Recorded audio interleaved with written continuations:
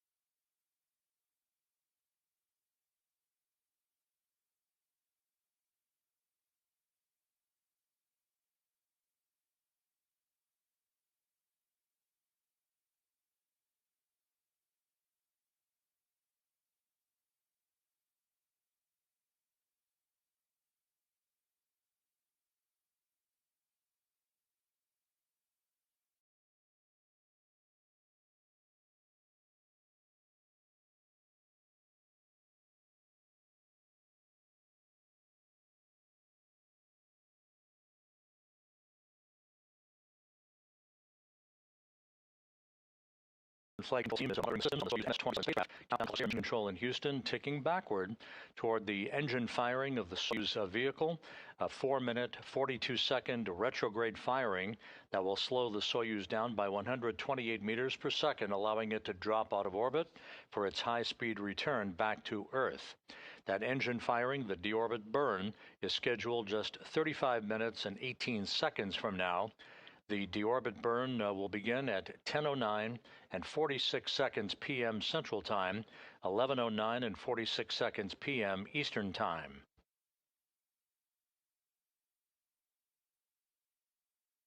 Preliminary.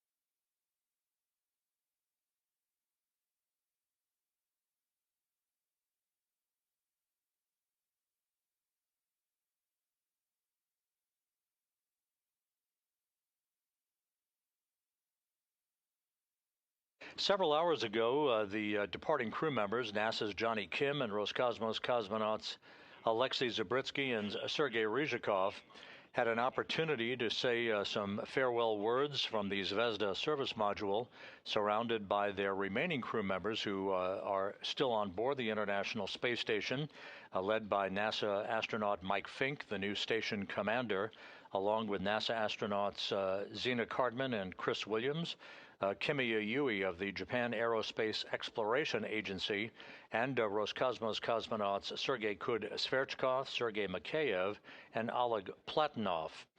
The crew members had an opportunity to gather in the Prashal module to say their final farewells before Ryzhikov, Zubritsky, and Kim floated through the hatchway, making their way inside the Soyuz spacecraft. Once they entered the Soyuz spacecraft, the hatch was closed at about 4:30 p.m. Central Time on the Soyuz side, as Kim, Ryzhikov, and Zubritsky began their procedures to conduct leak checks on that side of the docking interface between Soyuz and the Prashal module on the Earth-facing side of the Russian segment of the International Space Station. Once the hatch was closed and those leak checks were conducted and proved an airtight seal at the docking interface, the three departing crew members donned their Sokol launch and entry suits and conducted leak checks on the suits themselves, as well as communications checks with the Russian flight control team in Korolyov. Sergey Ryzhikov, the veteran Soyuz commander who is strapped into the center seat of the three-section Soyuz spacecraft in the descent module, has used the call sign Favore, that is named after a mountain range in Russia. He will be communicating during the descent of the Soyuz back to the landing site in Kazakhstan, talking back and forth with the Russian flight controllers as long as there is communications capability between the spacecraft and the Russian control center. At some point shortly after the deorbit burn, the Soyuz will pass out of communications range, reliable communications range of the control center, that is normal, at a distance of some 128 kilometers. But Ryzhikov already has been instructed to continue talking and providing updates on the condition of the crew, the performance of the spacecraft as they make their way towards the landing site in Kazakhstan to the southeast of the town of Zhezkazgan.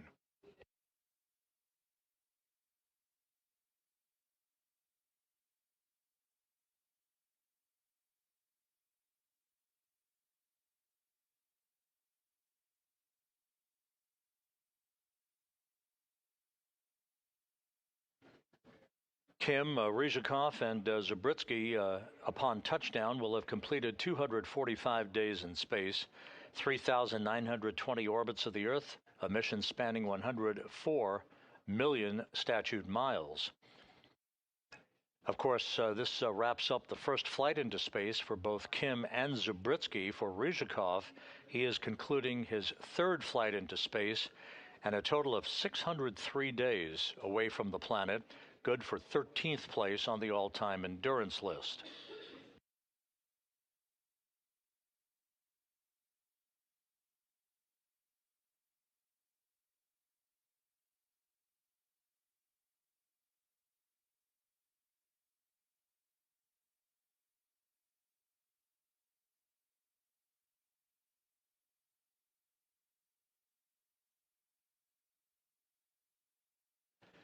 We are 30 minutes away from the deorbit burn. This is an animation that shows the activities of the 4-minute, 42-second retrograde firing to enable the Soyuz to drop out of orbit.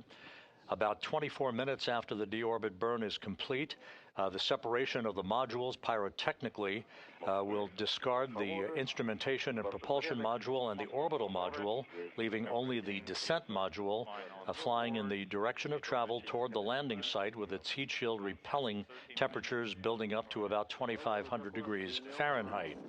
About 15 minutes before landing, the parachute deployment sequence will initiate.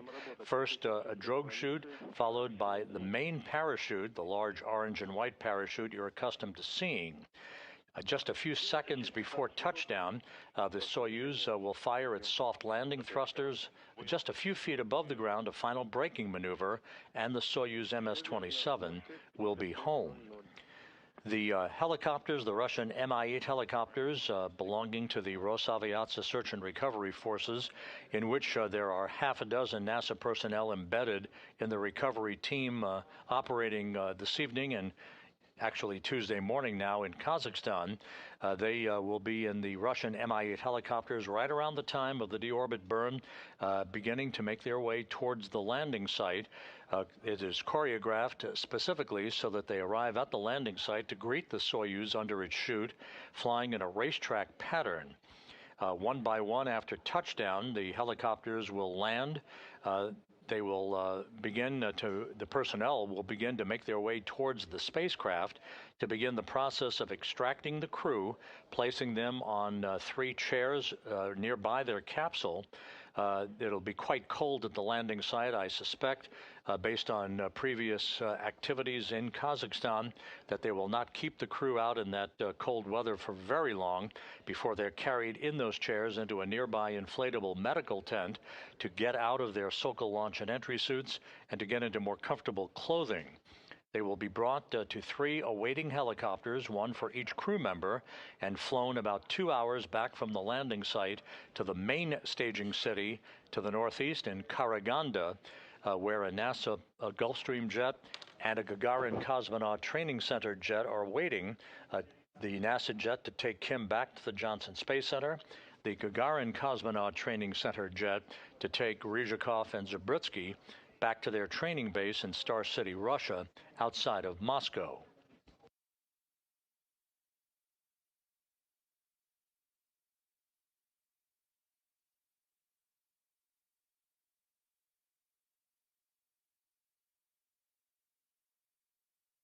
With the undocking of the Soyuz,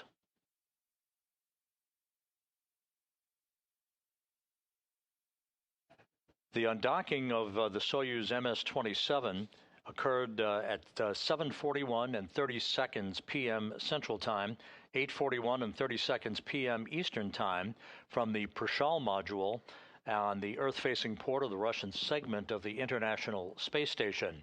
The docking was flawless.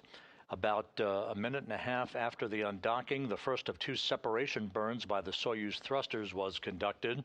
First an 8-second burn, followed about a minute and a half later by a 15-second burn that accelerated the Soyuz separation rate away from the International Space Station, ultimately placing it at a distance of about 41 kilometers away from the station where it currently resides, as we stand by for the initiation of the deorbit burn just 26.5 minutes from now.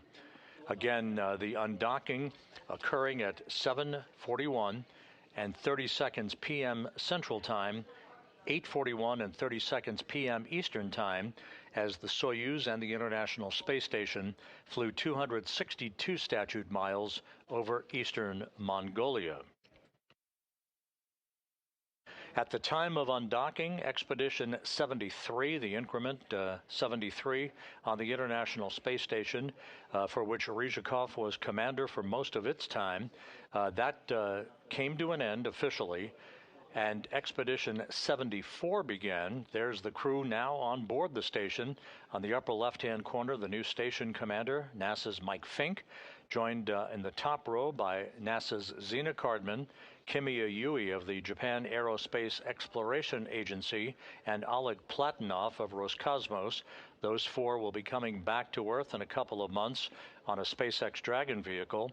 And on the bottom, the newly arrived Soyuz crew of Soyuz MS-28, Roscosmos's Sergey Sverchkov, NASA's Chris Williams in the center, and Roscosmos's Sergey Mikheyev on the lower right-hand corner. So Expedition 74 now formally underway on the International Space Station.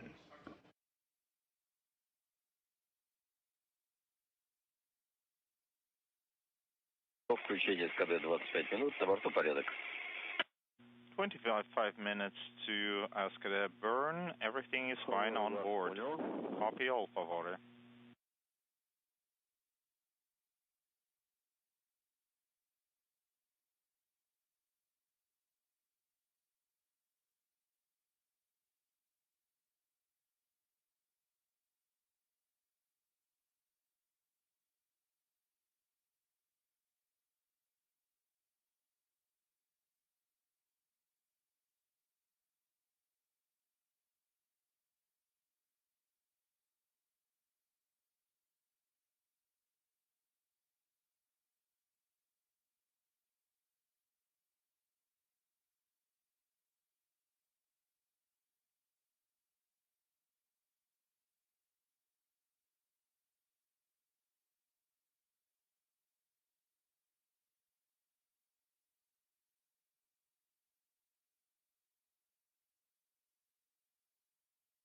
Once again, if you're just joining us, we are just about 23 minutes and 40 seconds away from the engine firing on the Soyuz vehicle, the deorbit burn that will begin the journey home from orbit for NASA's Jonny Kim and Roscosmos cosmonauts Sergey Ryzhikov and Alexey Zubritsky.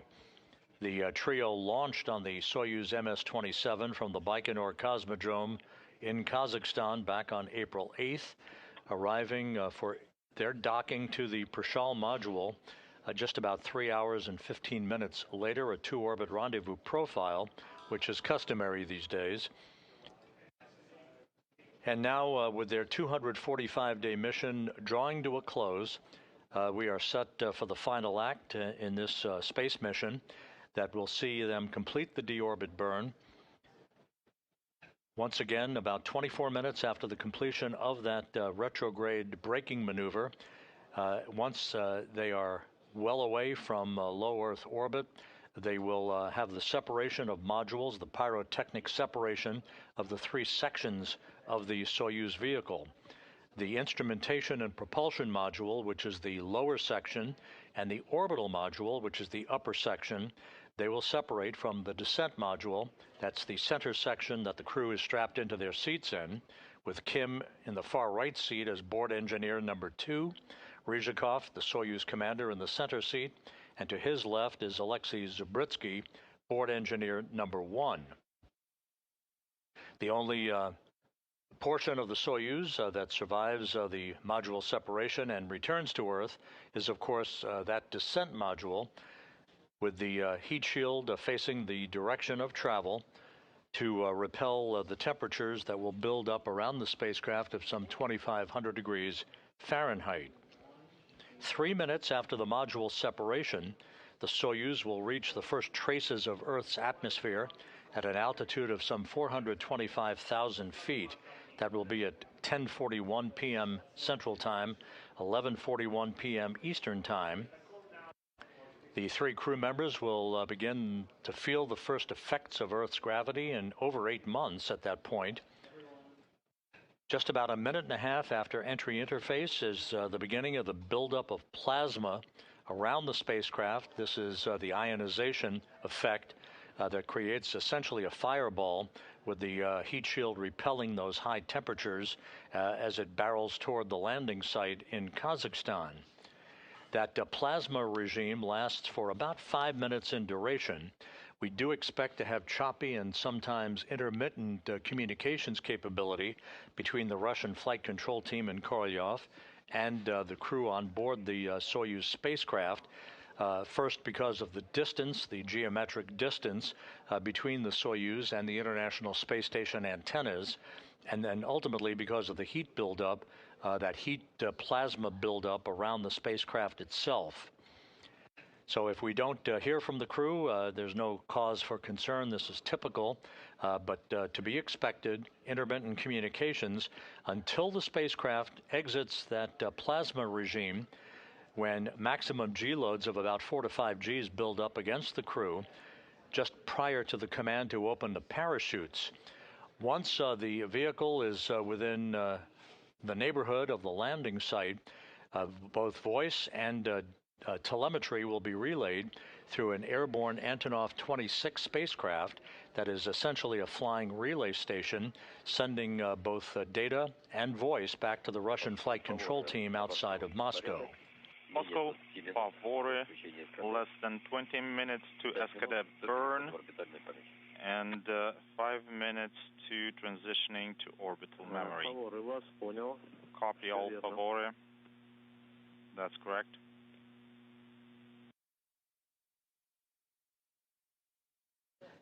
You will hear Ryzhikov calling out the duration of the deorbit burn for its 4 minutes and 42 seconds expected duration, plus chamber pressures. He will be encouraged by the Russian flight control team to continue to report on the condition of the crew and how the vehicle is behaving as it makes its way toward entry interface with its guidance honed in on the landing site 91 miles to the southeast of Zhezkazgan. Landing again scheduled at 11:03 and 55 seconds p.m. Central Time, 12:03 and 55 seconds a.m. Eastern Time Tuesday morning. That will be 10:33 and 10:03 and 55 seconds a.m. Kazakhstan time, about 2 hours and 6 minutes after sunrise.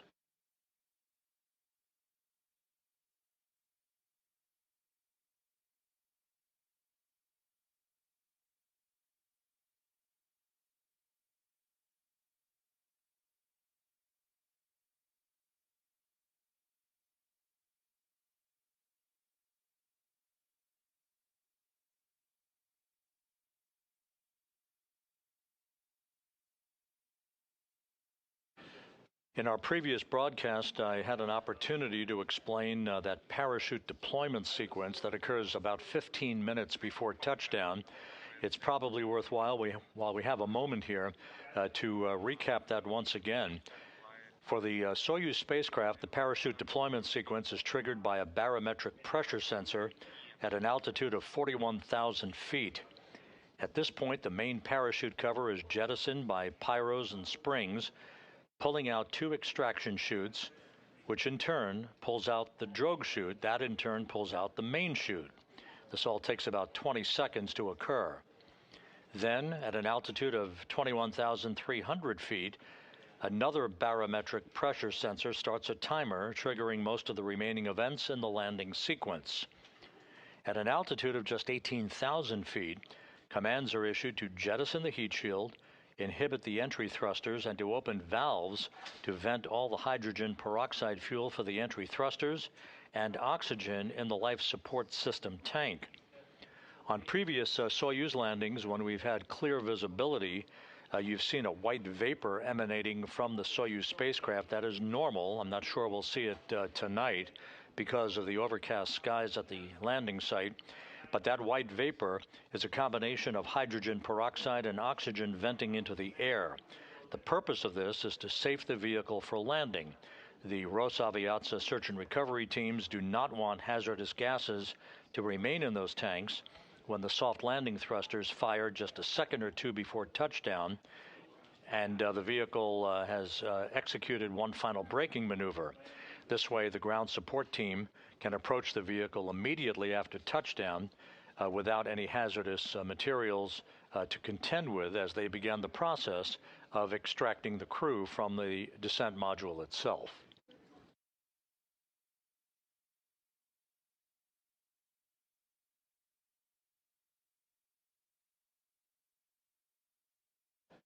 Less than 16 minutes now from the issuance of the command for the beginning of the deorbit burn, which will begin the final leg of the journey home for Jonny Kim, Sergey Ryzhikov, and Alexey Zubritsky. Ryzhikov and Zubritsky had an opportunity to conduct 2 spacewalks during Expedition 73, totaling 13 hours and 3 minutes. We have Kim spent his 8 months on orbit heavily into scientific research on the station. These 3, along with their crewmates, had an opportunity also to commemorate the 25th anniversary of a permanent human occupancy on board the International Space Station that began on November 2nd, 2000, with the arrival on board of Expedition 1, the commander then, Bill Shepard, along with Roscosmos cosmonauts Sergey Krikalev and Yuri Gidzenko.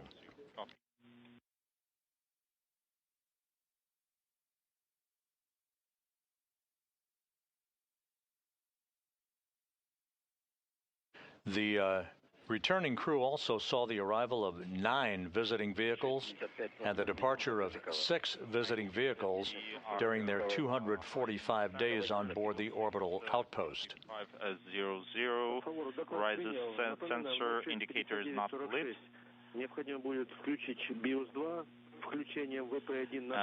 You will need to activate BIOS 2 at 06:59:46. And don't forget to deactivate Beta 1 on bow switch panel. And that time is 07:04:37. Okay, activating Although tonight's operation is being conducted by the Russian flight controllers half a world away at the Russian Mission Control Center outside of Moscow, here in Mission Control in Houston, the International Space Station Flight Control Team on duty, as they are 24/7, 365, tonight led by Flight Director Heidi Brewer in the middle of your screen. At the bottom of your screen to her left is Flight Director Garrett Hain. And at the top of your screen to Brewer's right is veteran astronaut Luca Parmitano of the European Space Agency, a Soyuz veteran in his own right.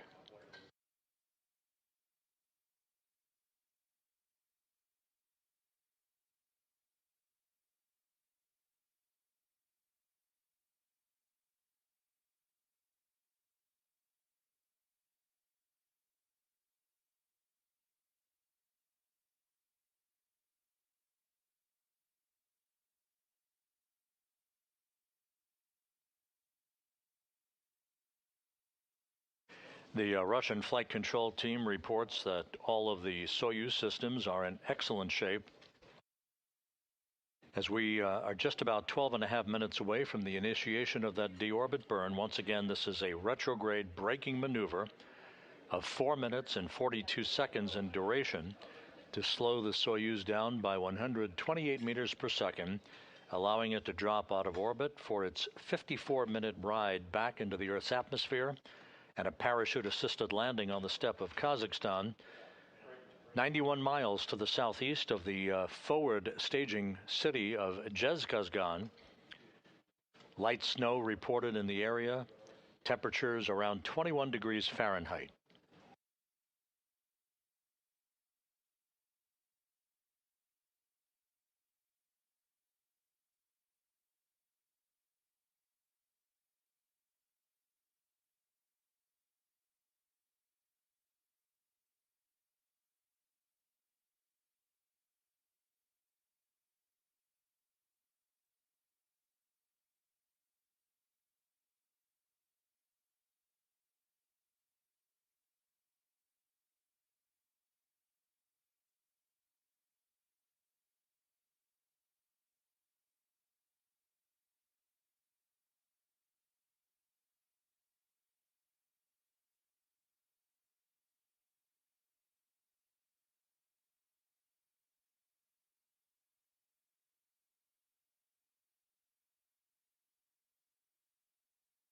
We're now just 11 minutes away from the initiation of the deorbit burn. All quiet here in Mission Control in Houston.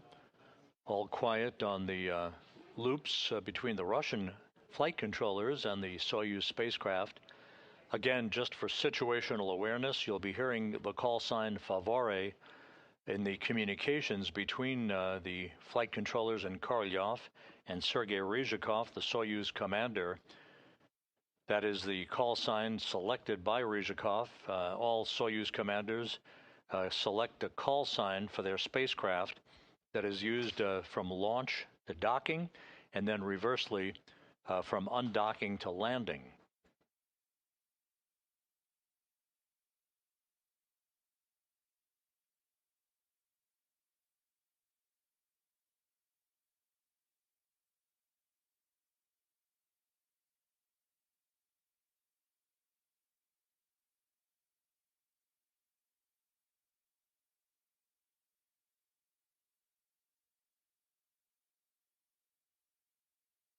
Moscow Favore at 06:59:46.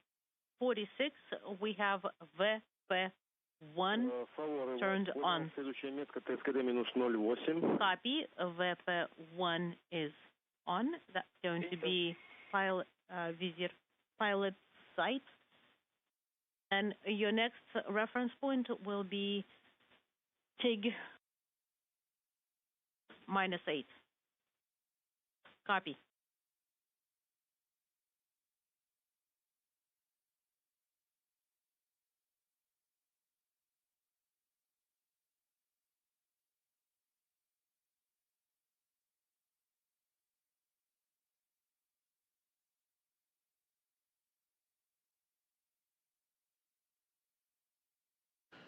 At the landing site this evening, there are 6 Russian Mi-8 helicopters that will be airborne from the airfield in Zhezkazgan right around the time of the deorbit burn, some 9 minutes from now, to be joined by an Antonov 26 fixed-wing aircraft. That is the flying command and control center that will relay telemetry and voice from the Soyuz back to the Russian Mission Control Center as the Soyuz approaches the landing site. There are also 4 all-terrain vehicles in play that are always used for support of recovery personnel. Further to the southwest, near the Baikonur Cosmodrome at the Kryiny airfield, there are 2 Russian Mi-8 helicopters as well, in the highly unlikely event that the Soyuz would move into a ballistic trajectory, meaning a technical problem that would trigger a ballistic landing, a shortfall, if you will, of some 400 kilometers short of the landing site itself. Confirm. However, that is, of course, not expected this evening. We expect an on-time arrival of the 3 crew members at the nominal landing site just to the southeast of the town of Roscosmos. TIG. We have A3 ready, and we are sending the command. All right, TSABO is off.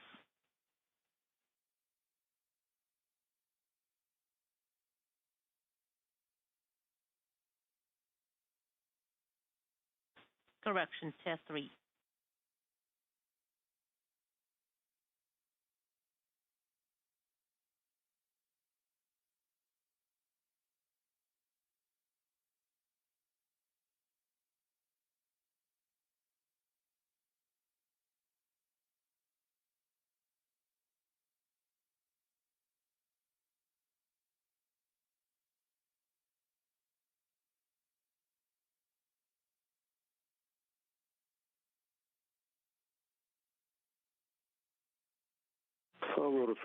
Favore, MCC Moscow.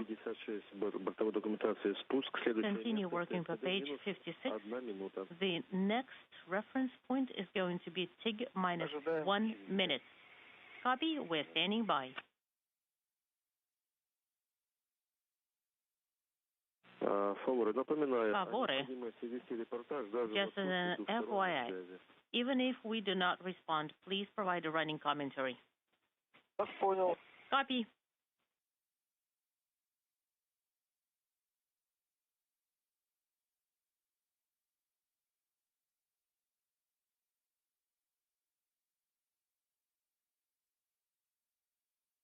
Now approaching the 5.5-minute mark until the start of the deorbit burn, and as you just heard, a reminder to Sergey Ryzhikov, the Soyuz commander, to provide running commentary, not just during the deorbit burn. You'll hear him calling off the times and chamber pressure on the Soyuz engine, but also a running commentary of the condition of the vehicle during its descent back in the Earth's atmosphere for as long as communications are available.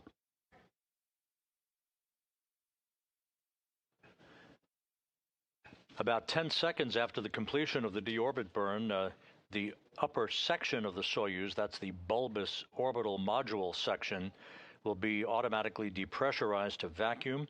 That sets the stage for the separation of the 3 sections of the Soyuz that is scheduled at 10:38 and 4 seconds p.m. Central Time, 11:38 and 4 seconds p.m. Eastern Time.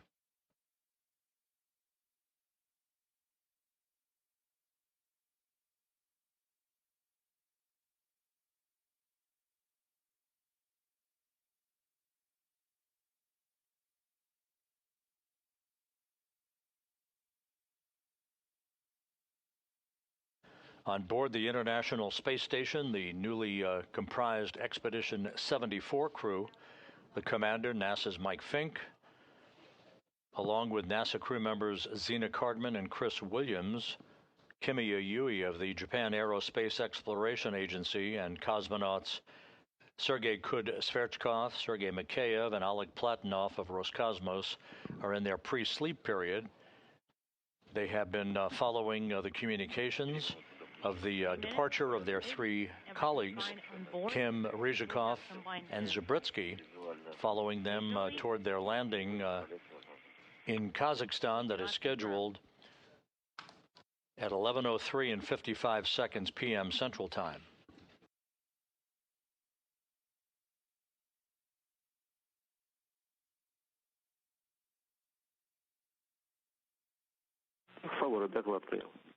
Favore, please provide a running commentary.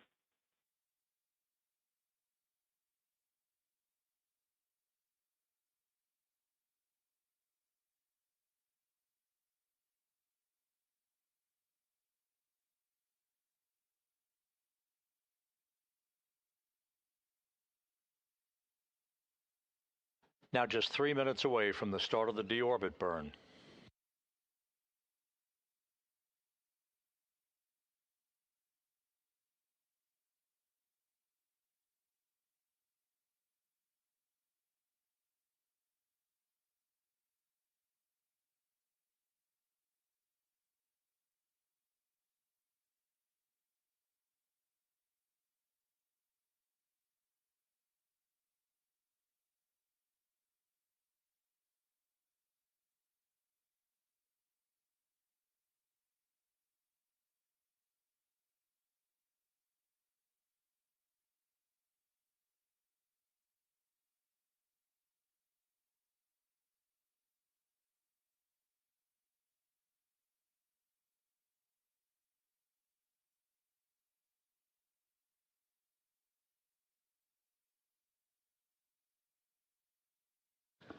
This is Mission Control Houston. If you're just joining us, we're 2 minutes away from the deorbit burn, the retrograde engine firing by the Soyuz MS-27 spacecraft to begin the journey home for NASA's Jonny Kim and Roscosmos cosmonauts Sergey Ryzhikov and Alexey Zubritsky.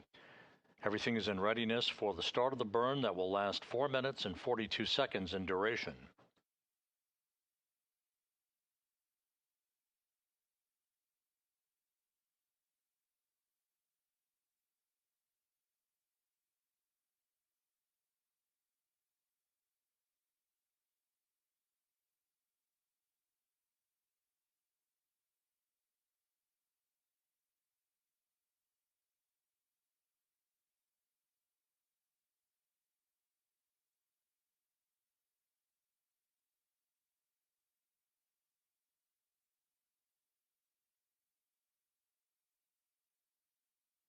Just 1 minute away now from the deorbit burn and the start of the journey home for Kim, Ryzhikov, and Zubritsky. The stabilization mode command has been prepped. We're standing by. And we're sending the J3 command. SKD cover. The Soyuz engine cover has been opened. BIOS confirmed. 35 seconds from the start of the burn. For SKD operation confirmed. Copy. Please monitor it on displays maneuver and control. Copy. On Info 1 and 15 seconds till the burn. And we are standing by for the TIG.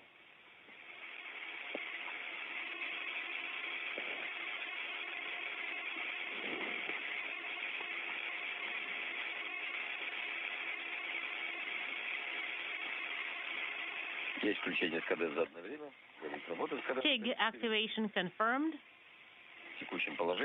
And the deorbit burn is confirmed and underway. 4.3 in 10 seconds.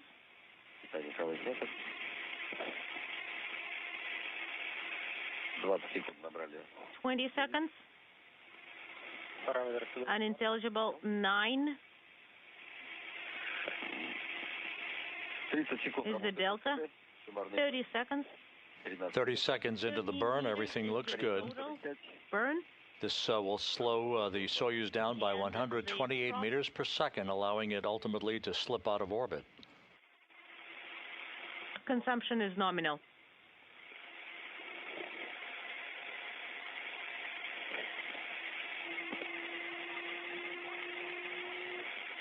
One minute now into the 4 minute, 42 second burn.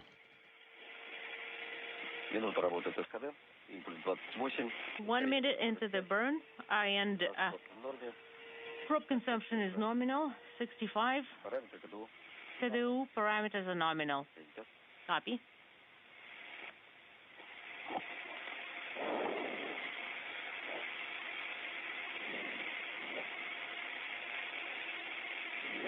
"90 seconds into the burn, everything looking good.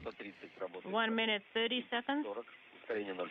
Burn is 40, and acceleration is 0.45. Probe consumption is nominal. Continue monitoring.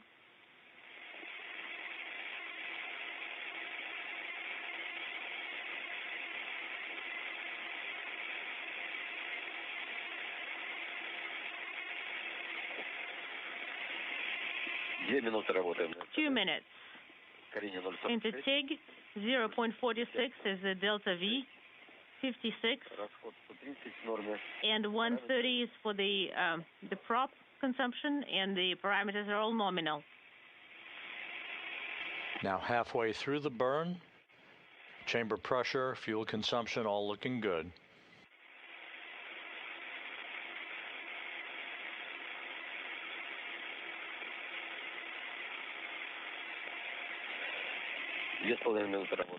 Two minutes into TIG,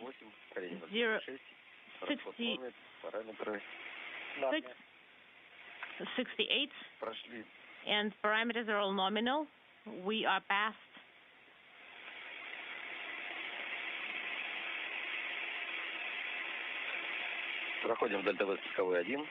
All right, we are past Delta V. Passing 3 minutes into the burn, about another minute and 42 seconds left. 82 meters. Parameters are all nominal. Prop consumption is also nominal. At Kazakhstan, the forward landing staging site, the Rosaviatsa search and recovery helicopters, the Russian Mi-8s, have their rotors spinning, ready to take off in sequential fashion for the landing site. It's about a 30-minute ride. For the burn, 0.46 is a Delta V, and prop consumption is 230. 1 minute left in the burn.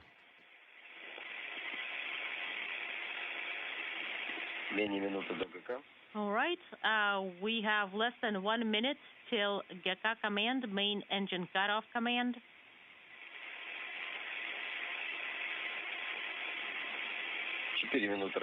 4 minutes into the burn.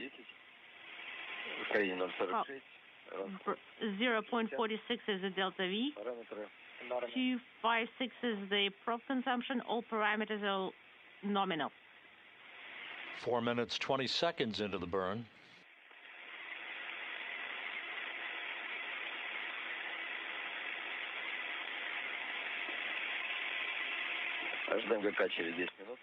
And we're standing by for the completion of the burn. We're standing by for the main engine cutoff command in 10 seconds.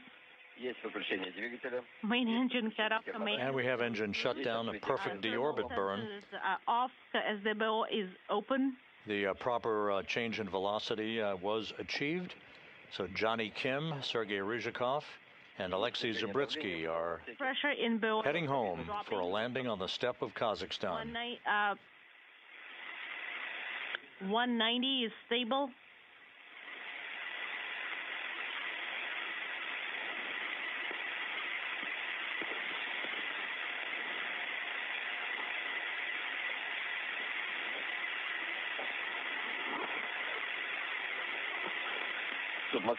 Moscow, how copy? The burn was nominal. Main engine cut off on time. Favore, we copy all. Get ready for the separation. Work per page 62.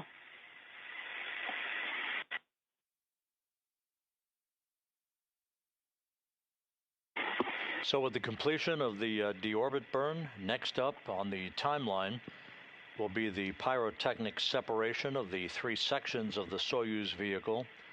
That is expected about 23 minutes from now at 10:38 and 4 seconds p.m. Central Time, 11:38 and 4 seconds p.m. Eastern Time.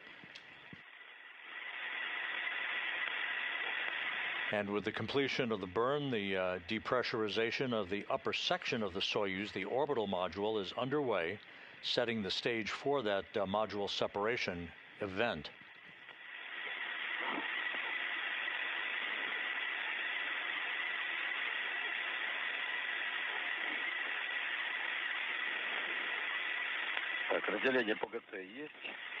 Separation confirmed.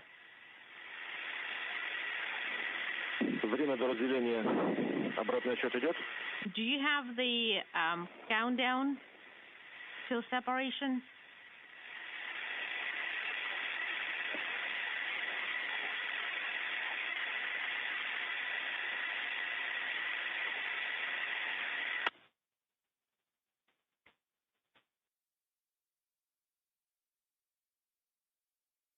We're about 9 minutes away from the point at which the Soyuz will be right on the edge of choppy communications with the Russian flight control team that you see there in this balcony view from the Russian control center outside of Moscow. The far range of reliable communications is about 128 kilometers.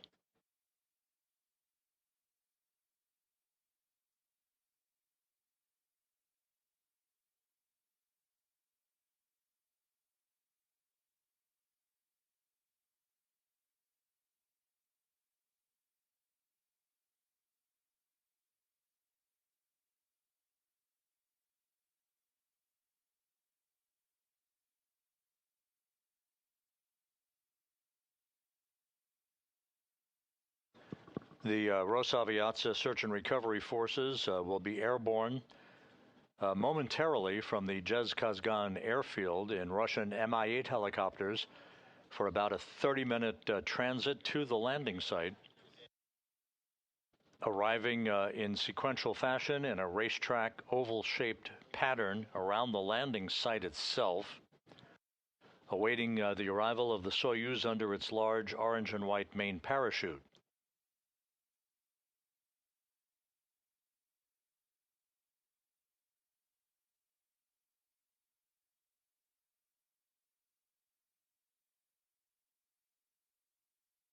And reports from Zhezkazgan now indicate that the first of the helicopters are in fact airborne toward the landing site with the nominal completion of the deorbit burn. We expect overcast skies once we have video from the landing site.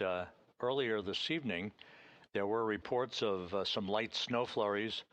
The temperature at the landing site, 21 degrees Fahrenheit.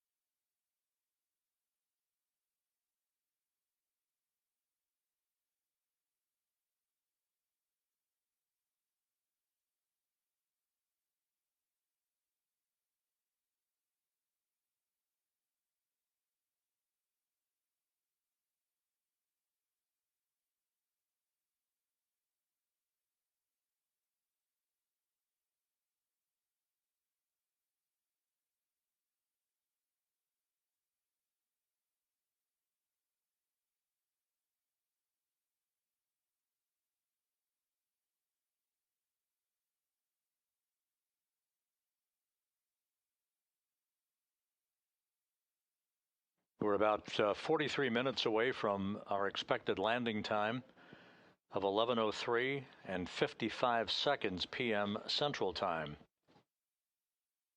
Everything is in readiness at the landing site. The Russian Mi-8 helicopters are airborne, heading for that point, some 91 miles to the southeast of the town of Zhezkazgan.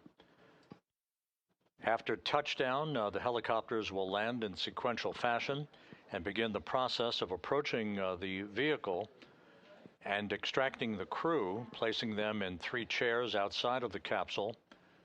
They'll be bundled up against the chilly temperatures, albeit desiring fresh air after 245 days in space. They'll be brought into a nearby inflatable medical tent and will be helped out of their Sokol launch and entry suits into more comfortable clothing. They'll receive initial medical tests and then brought back out to board 3 helicopters, 1 for each crew member, for a 2-hour flight back to the prime staging city of Karaganda, Kazakhstan. Jonny Kim will board a NASA jet for a flight back to the Johnson Space Center, while Sergey Ryzhikov and Alexey Zubritsky board a Gagarin Cosmonaut Training Center jet to fly back to their training base and their home in Star City, Russia, outside of Moscow.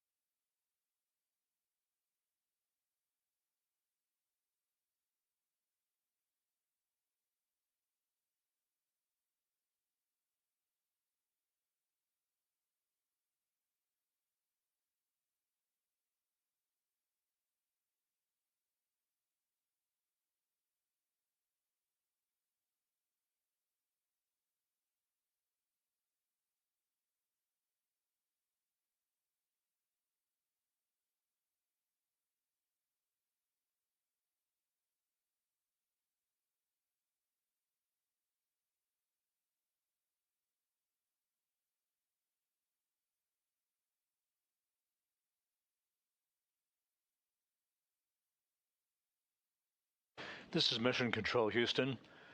We are beyond the point of the deorbit burn that was nominal, a 4-minute, 42-second retrograde braking maneuver, enabling the Soyuz to begin its trek out of low Earth orbit back through the Earth's atmosphere toward its landing site 91 miles to the southeast of the town of Zhezkazgan. We're about 39 minutes away from our anticipated touchdown of the Soyuz, bringing Jonny Kim, Sergey Ryzhikov, and Alexey Zubritsky home after 245 days in space and a journey of almost 104 million statute miles. That is the equivalent of about 208 round trips to the moon.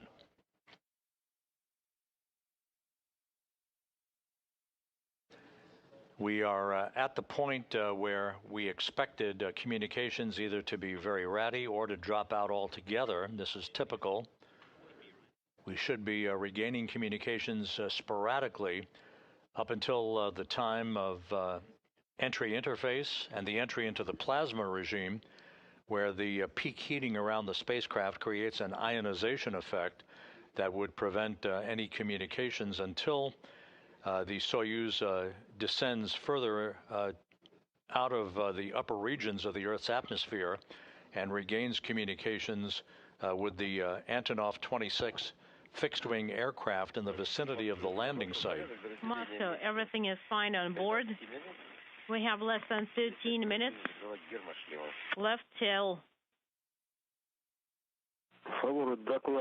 unintelligible, and we are till separation, and we are going to be closing devices in about 5 minutes. Copy, favore. 12 minutes till separation. Station, how do you copy, favore?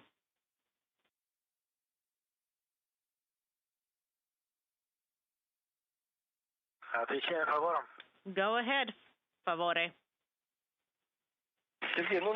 Sergey, we are doing fine on board. We are done with the burn.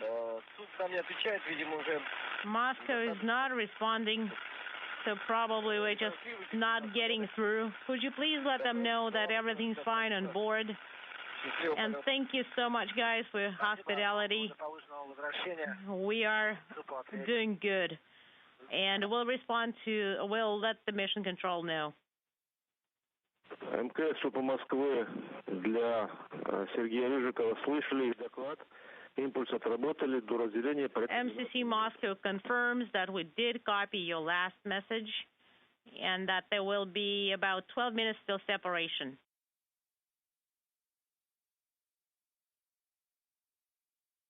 And a good comprehensive report as Sergey Ryzhikov, the Soyuz commander, talked to Sergey Sverchkov aboard the International Space Station, as well as the flight control team in Korolyov that you see there in this live view from a balcony camera.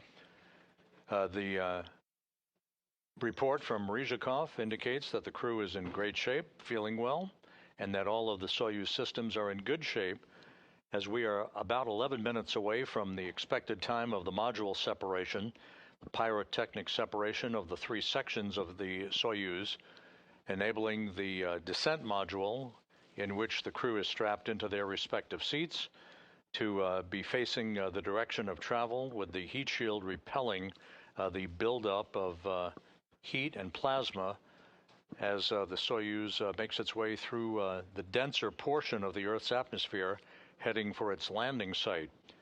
We are expecting touchdown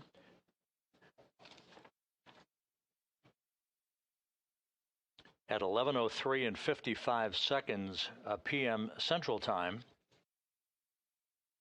some 36 minutes from now.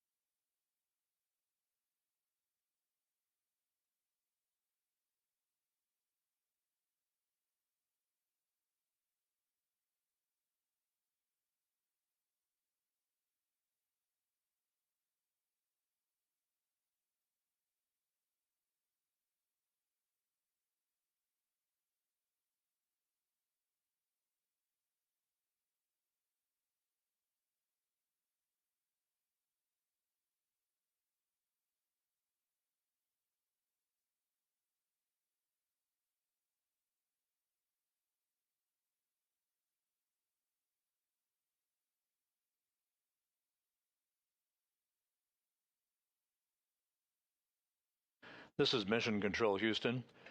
The three returning crew members, NASA's Jonny Kim and Roscosmos cosmonauts Sergey Ryzhikov and Alexey Zubritsky,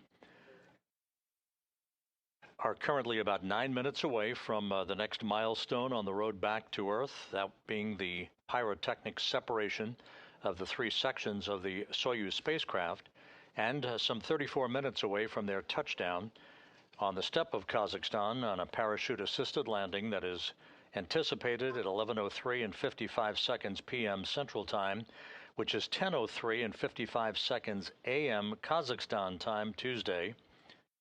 That is about 2 hours and 6 minutes after sunrise at the landing site.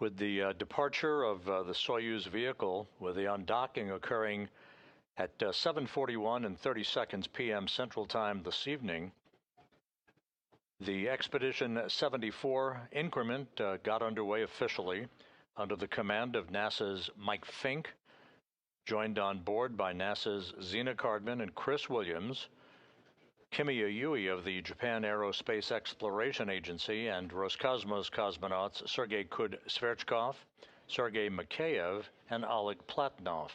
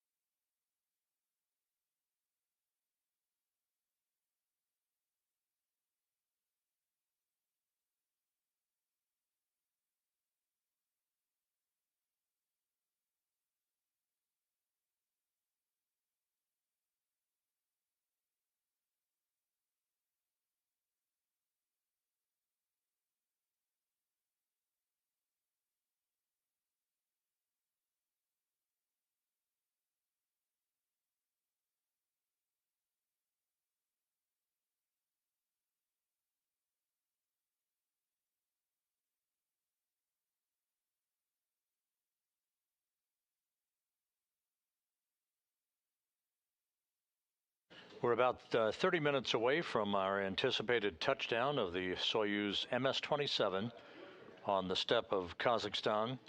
The Russian Mi-8 helicopters are all airborne from the Zhezkazgan airfield, heading toward the landing site. They will arrive in the vicinity of the landing site shortly before the Soyuz does, forming a racetrack pattern around the site itself,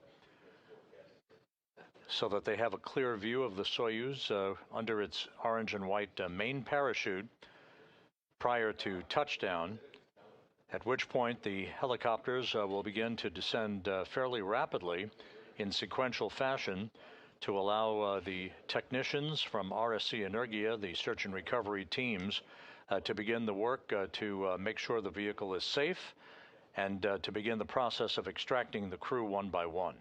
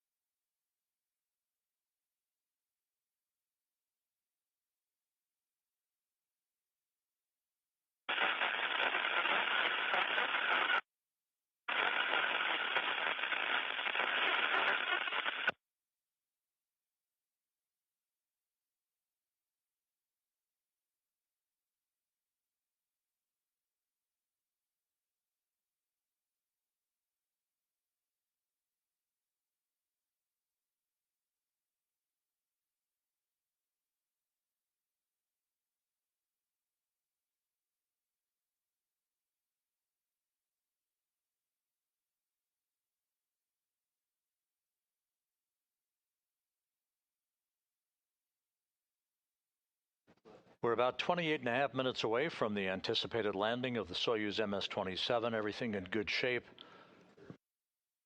Some 3 minutes away from the module separation. That'll be the next milestone that we'll be waiting to receive telemetry on.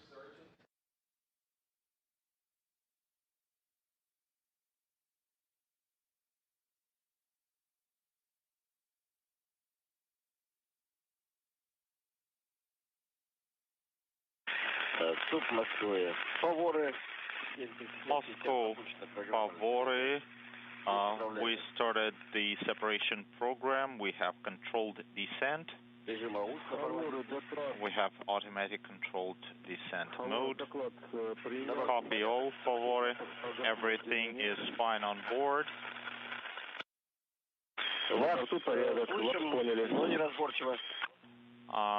We didn't hear you last.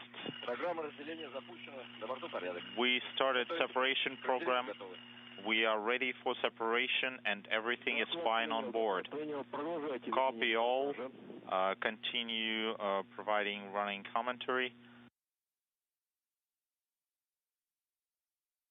And good reports from Sergey Ryzhikov, the Soyuz commander, who's in the center seat of the descent module, flanked to his left by Alexey Zubritsky, and on his right, NASA's Jonny Kim.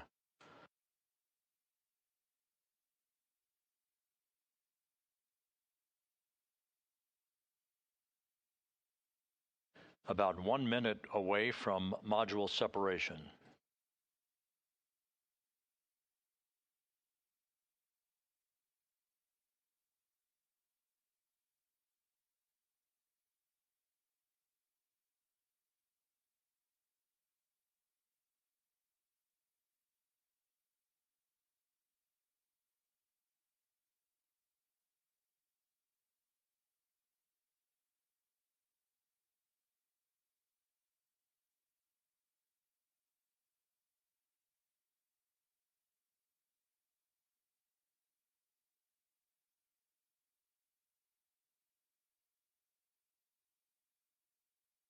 That module separation, which is imminent here, occurs at an altitude of 87 miles.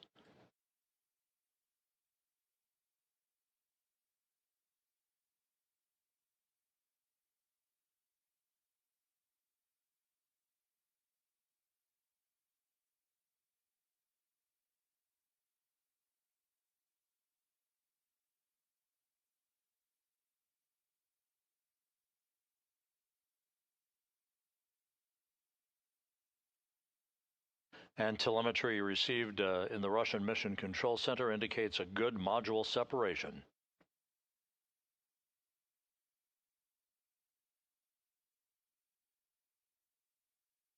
So the descent module with the 3 crew members strapped into their respective seats, now flying free of the other 2 sections.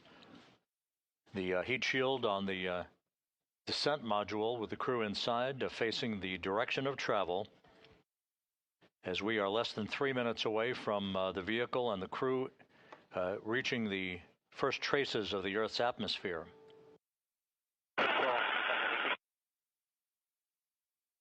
Time to touchdown, 24 minutes, 45 seconds.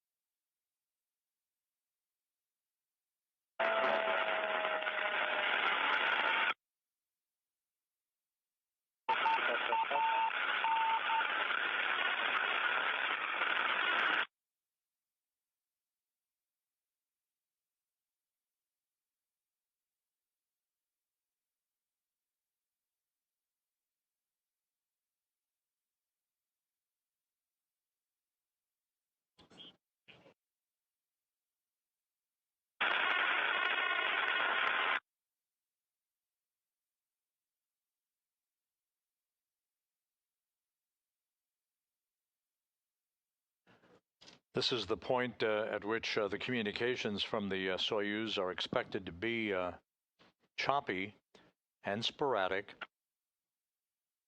Once the vehicle begins what is called entry interface at an altitude of 61.8 miles, the ionization of plasma around the vehicle will begin to build for several minutes, thus blocking communications for the most part. 23 minutes now till touchdown.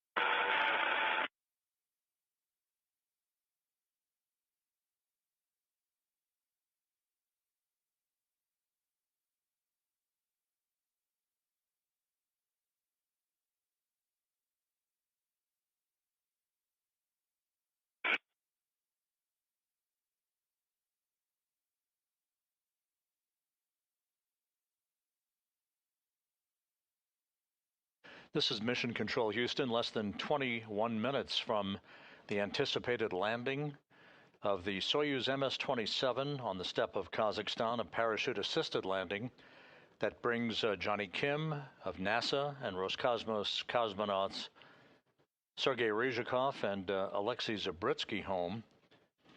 All of the events throughout the course of the afternoon and evening have gone perfectly. The entry interface has been reached. Temperatures beginning to build around the spacecraft. This is the area of peak heating on the descent module, with the heat shield obviously repelling that heat. The vehicle and the crew on board should be exiting that plasma regime in about 3.5 minutes. Meanwhile, a half a dozen Rosaviatsa Russian Mi-8 helicopters, including NASA personnel embedded with the search and recovery team, are in transit to the landing site, should be arriving shortly to take up their positions in a racetrack pattern around the landing site, awaiting the arrival of the Soyuz under its large orange and white parachute.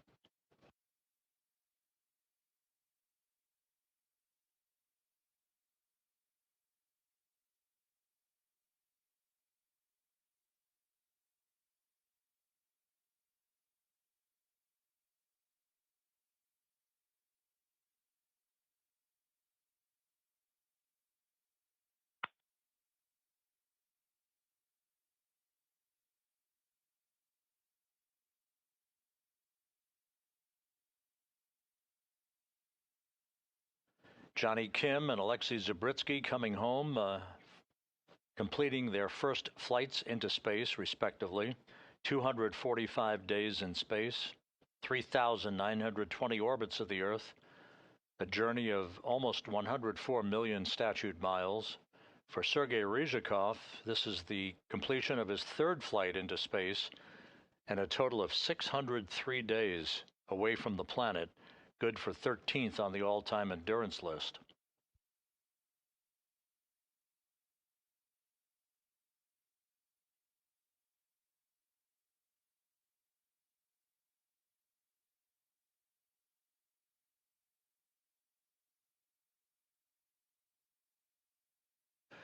This is a low resolution view from the landing site, showing several of the all-terrain vehicles from a drone shot. This is courtesy of Roscosmos.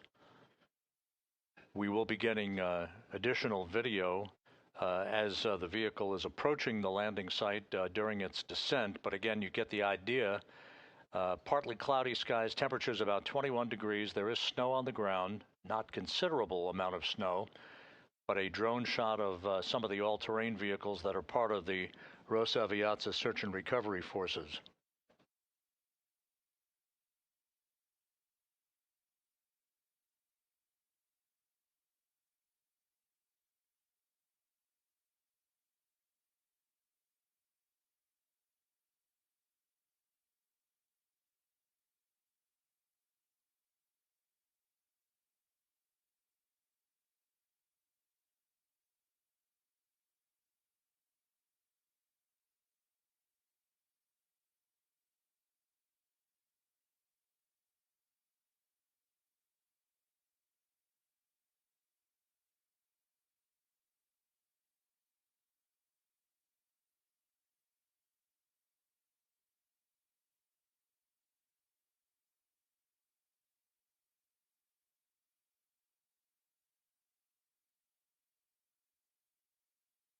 We're at the point of the entry where maximum G loads of about 4 to 5 Gs beginning to build up on the crew. They're about 20 miles in altitude. Their entry guidance on board taking them to the landing site. Favore, you're breaking up. We passed re-entry, past plasma, unintelligible. Интеграл текущий 13. Integral is 13.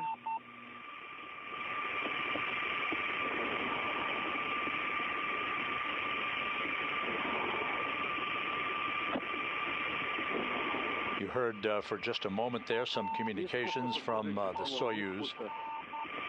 Type of descent. Automatic controlled descent. 8 seconds is the atmospheric miss. Copy.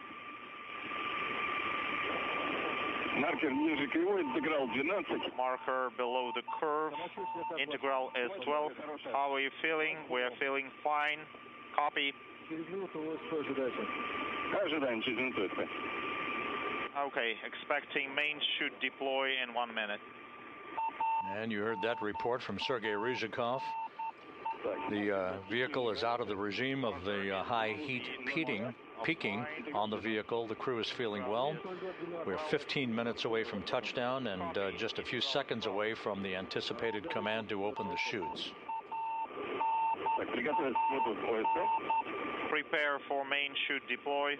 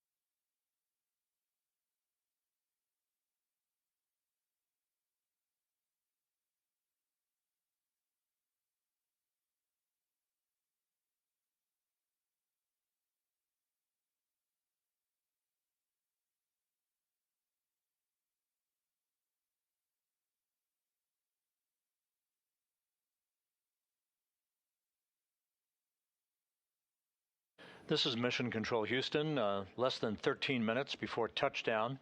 We're standing by for confirmation of the deployment of the chutes.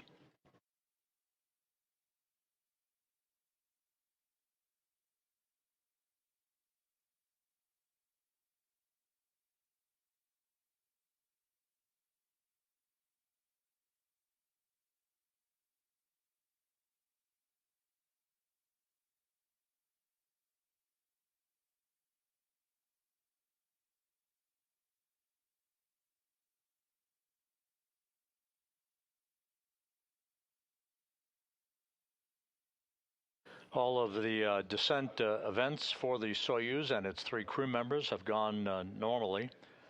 Again, we are standing by for confirmation of a nominal chute deploy.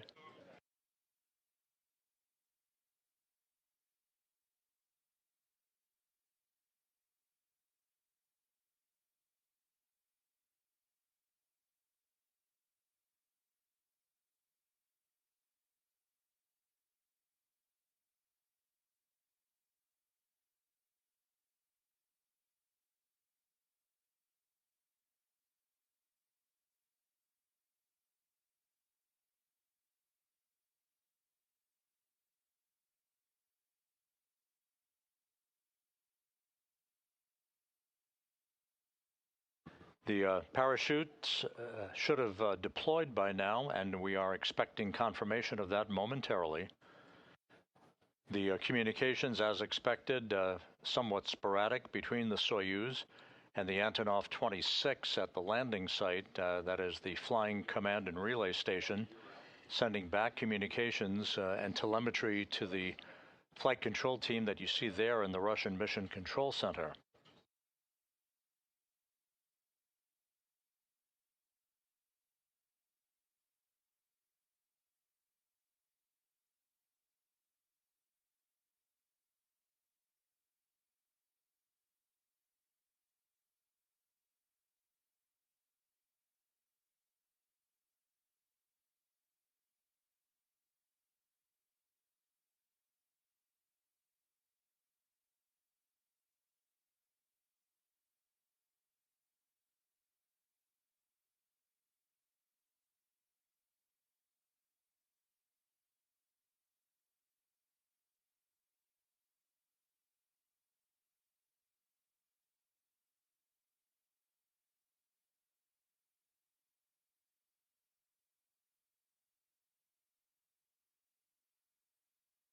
This is Mission Control Houston.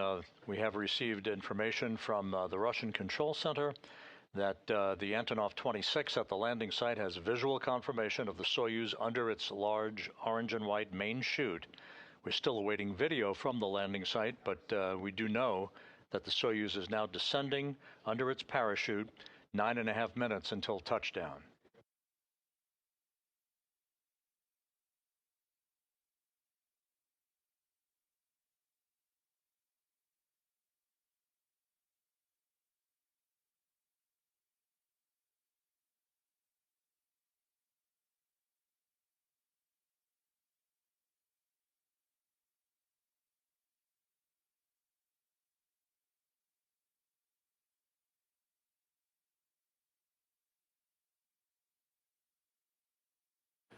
And this view of the landing site from a drone, courtesy of Roscosmos,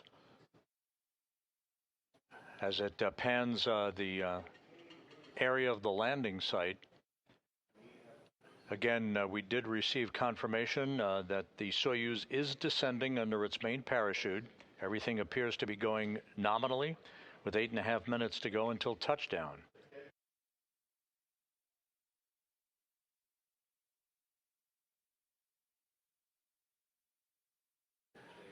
The temperature at the landing site is about 21 degrees, and now we're getting our first view of the Soyuz. Hazy, cloudy skies, but you can see the chute.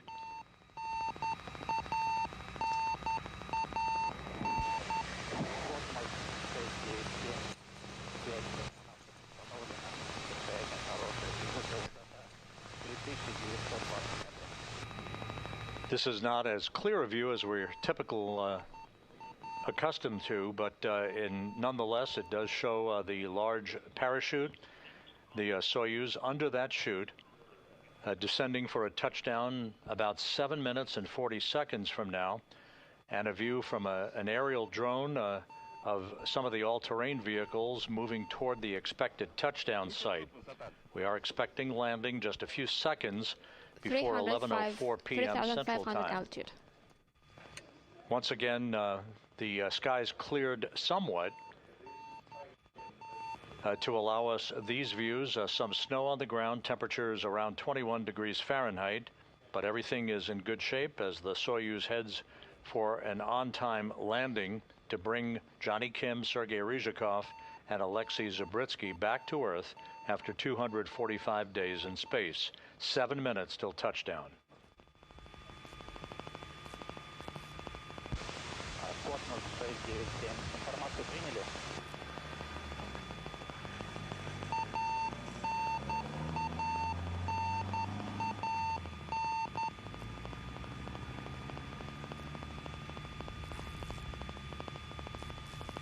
ПСС, фаворы, высота 3000. 3000 altitude. Ветерочек у земли не подскажете? What about the wind? 240 градусов до 11 340 degrees. 11 принято. You can hear the beeping of the radio beacon on the Soyuz as it establishes radar contact with the Antonov fixed-wing aircraft. The Russian Mi-8 helicopters now in a racetrack pattern around the landing site as we are less than 6 minutes away from anticipated touchdown. This is module. Yes, problem. My ears are... I need to pop my ears. I cannot reach my... Try to make a, like, how to say, like a drink of water. I tried. Now pressure utilization, so Yeah. soon would be nice.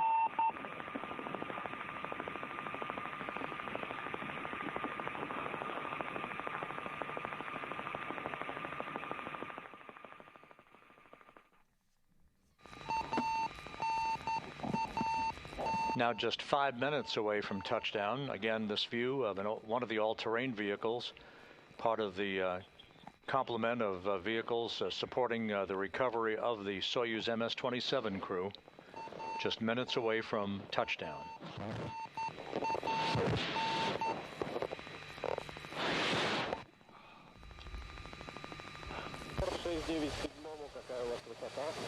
Текущая высота 2000, фаворы.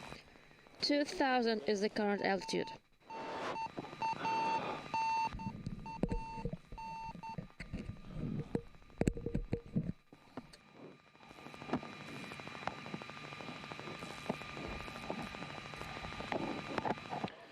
The Soyuz about 2 kilometers above the ground. There is a voice contact between the search and recovery forces and the spacecraft. Everything looking good. 4 minutes until touchdown. Keep patient, hold on. Okay. I just don't want to pop.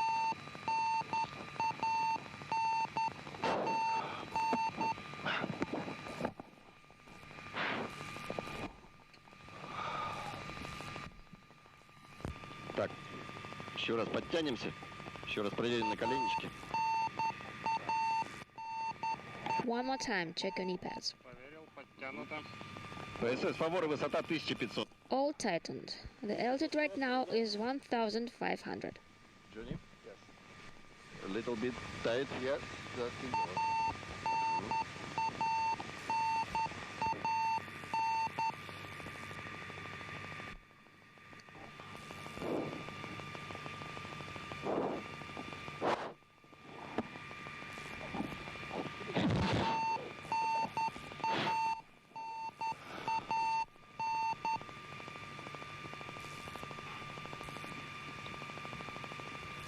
Several views being provided by Roscosmos. This again a drone video of Two of the all-terrain vehicles are moving into position near the expected touchdown point. It's cloudy. I don't see you just yet. What's the altitude? Close to 1,000. Copy. So about 1,000 meters above the ground now, according to the report from Sergey Ryzhikov. The Russian Mi-8 helicopters are in position, flying over the landing site, as is the Antonov 26 fixed-wing aircraft. Please.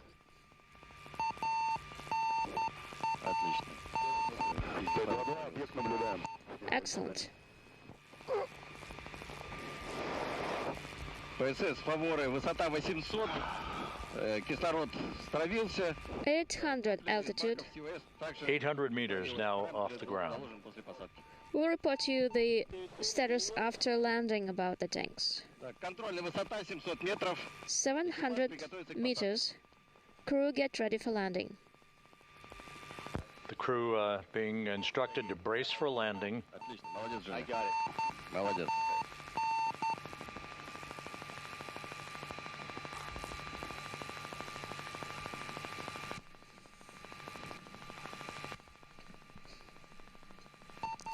метров. 500 meters. Руки скрестили. Hand on body. And don't talking.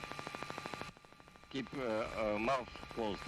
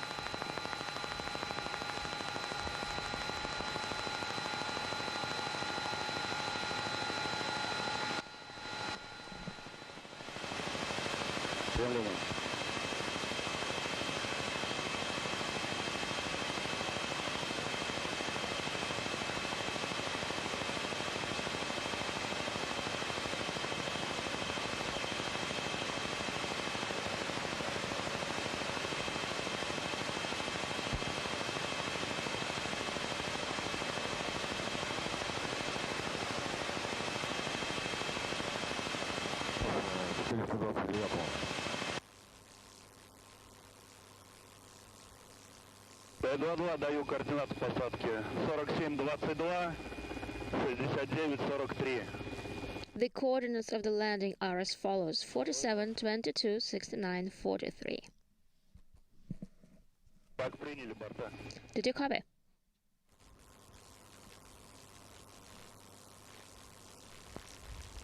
Второй наблюдаешь? Не. Стрелочка, видишь, вот над нами развернулась. Да, наблюдаю. Стрелочка. Влево показывает. Do you see the arrow? It turned. It's to the left. 47, 22, 69, 43. The landing coordinates 47, 22, 69, 43.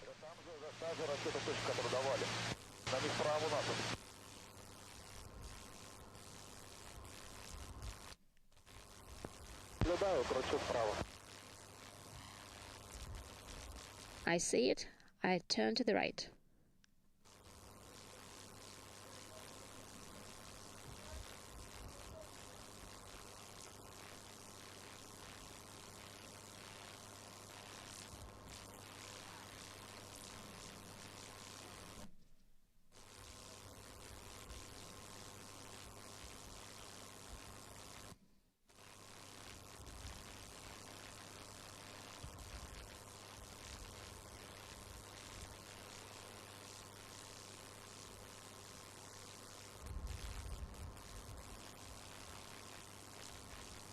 Форт 429.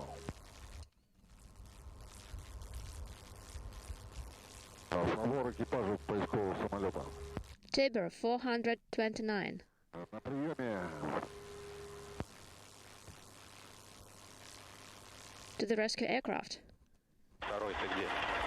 Догоняю. Second to 1.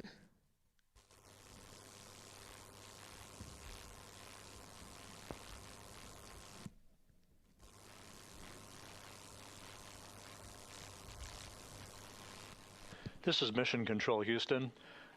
Although we did not see the landing itself, the search and recovery forces called out landing coordinates.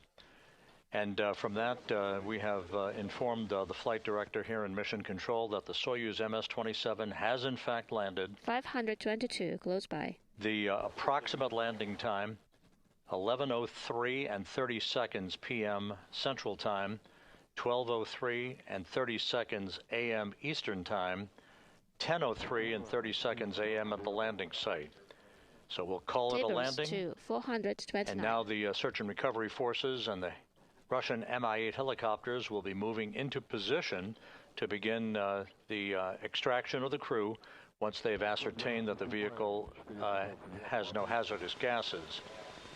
Once again, Soyuz MS-27 has landed. It was a nominal entry. The unofficial landing time, 11:03 and 30 seconds p.m. Central Time, 12:03 and 30 seconds a.m. Eastern Time.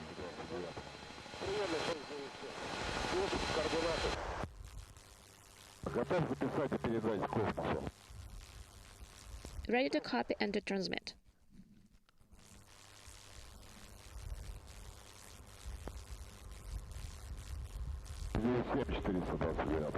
На приеме 697. Космос запрашивал. Готов передать информацию.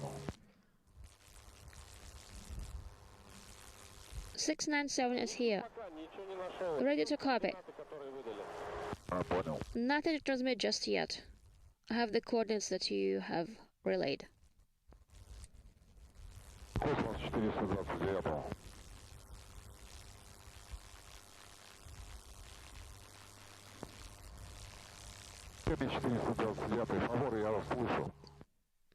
Cosmos to 429.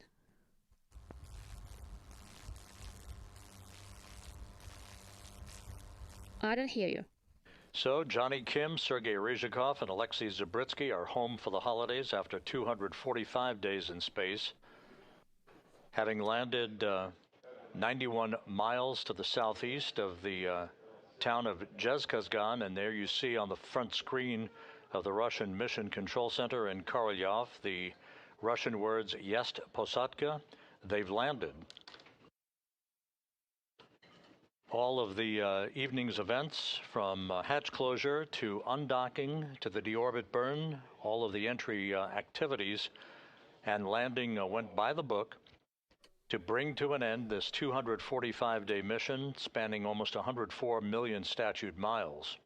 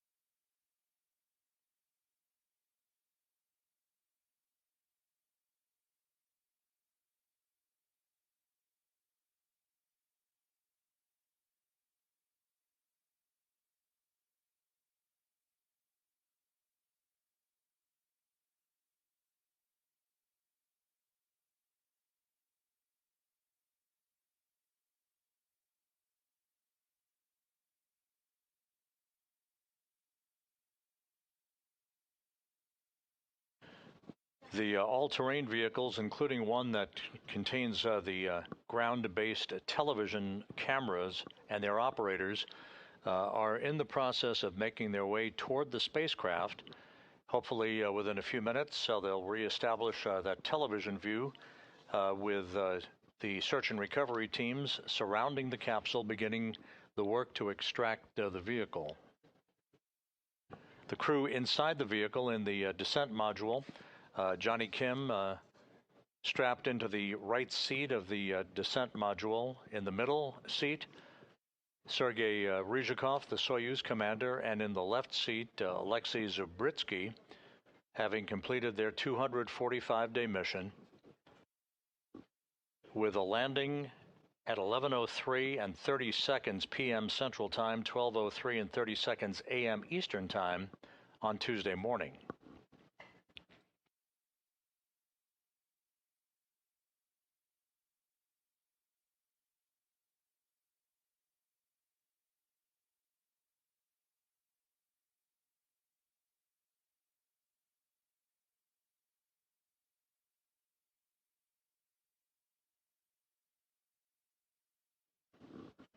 Once again, this view from Roscosmos television showing basically a sweeping pan of the landing site. We did not see the touchdown itself because of the cloudy conditions, but the search and recovery forces did confirm the landing coordinates and confirmed an approximate landing time of 11:03 and 30 seconds p.m. Central Time, 12:03 and 30 seconds a.m. Eastern Time.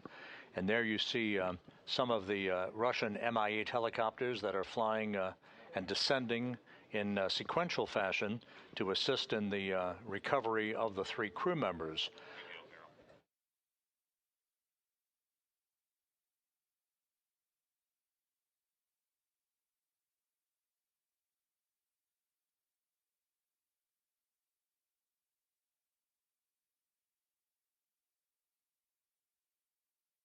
The work now will involve the extraction of the 3 crew members from the descent module. They'll be placed in chairs right by the capsule to allow themselves a few minutes of regaining their land legs and equilibrium. They then will be brought in each of their chairs into a nearby inflatable medical tent to remove their Sokol launch and entry suits, get into more comfortable clothing, and then in turn be brought back to 3 awaiting helicopters, 1 for each crew member, that will take them on a 2-hour flight back to the staging city in Karaganda to the northeast.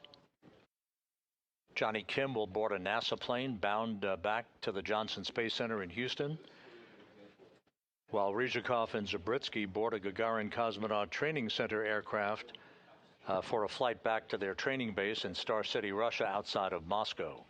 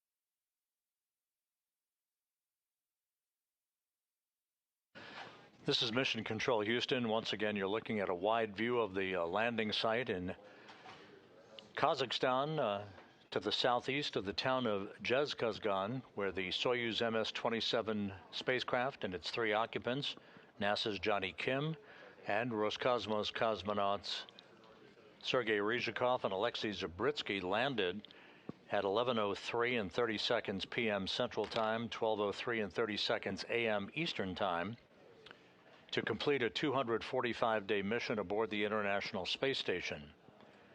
All of the entry and landing activities went perfectly.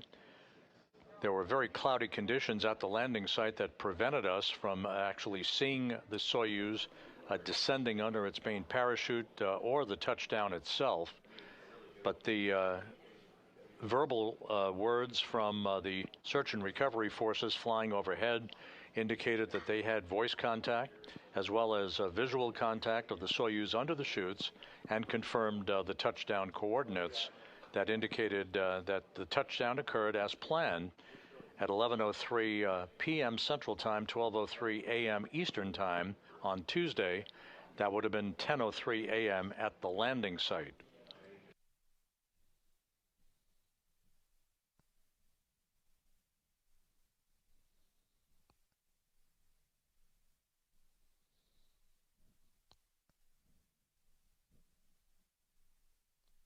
And here is a video now at the landing site itself, and right by the spacecraft, which has landed on its side, which is typical.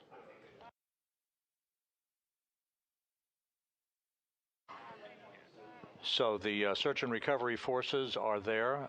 They will be now working to begin the process of extracting the crew one by one and placing them in chairs nearby, and then bringing them into an inflatable medical tent.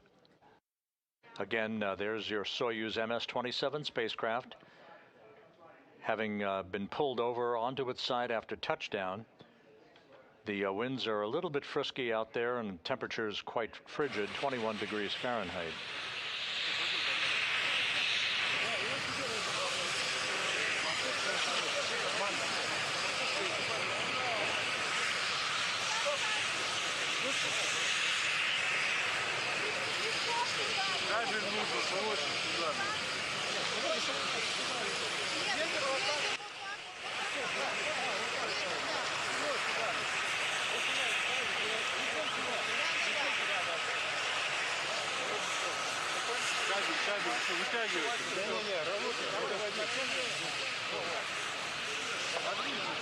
There is the hatchway at the top of the Soyuz spacecraft. Again, this is not unusual for a Soyuz to be pulled onto its side following touchdown, depending on the weather conditions and the wind.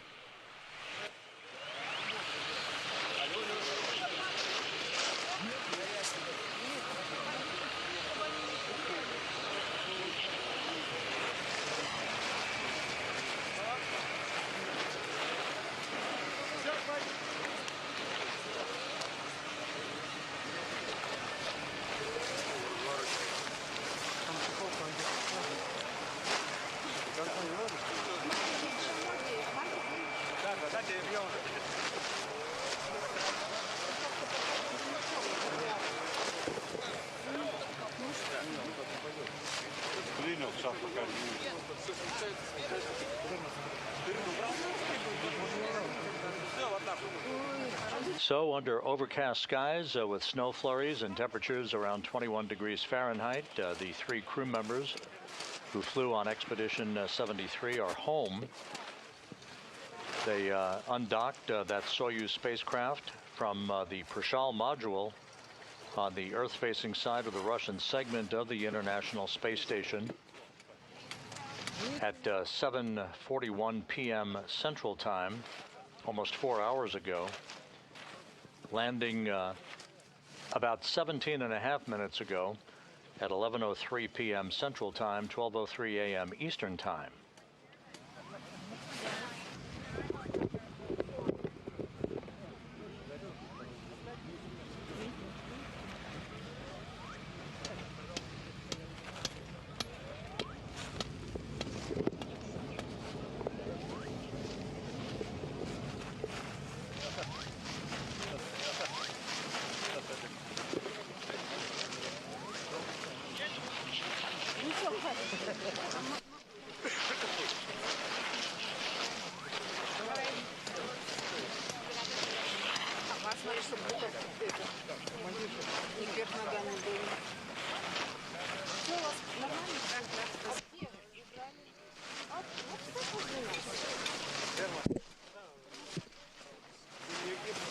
Рядом с тобой стоять справа, слева, или там, где ты.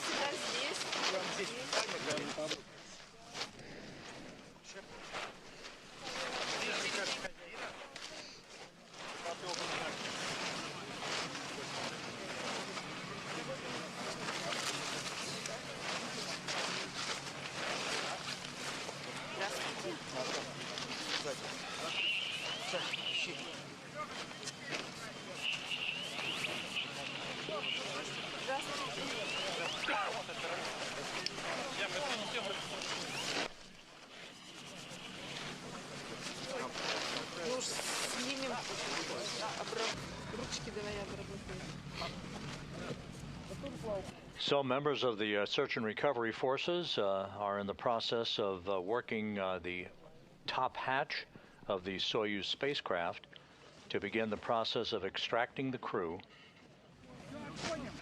Jonny Kim and Alexey Zubritsky home after their first flights into space, respectively, 245 days.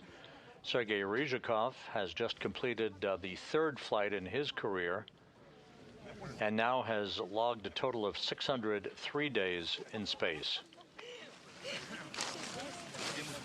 The top hatch is open, and members of the technician team peering in to receive flight data file books and to check on the initial condition of the crew before they begin the extraction of the crew members. The chairs that they'll bring the crew to for a few minutes to gain their land legs back, if you will, those have been set up on a tarpaulin just outside of the capsule. The crew probably won't spend very much time in those chairs because of the cold weather out there. They'll be bundled up before they're brought in to a nearby inflatable medical tent to remove their Sokol launch and entry suits, get into more comfortable clothing, and then receive initial medical testing before they're flown back in 3 individual helicopters, 1 for each crew member, to Karaganda, Kazakhstan, the staging site for today's landing.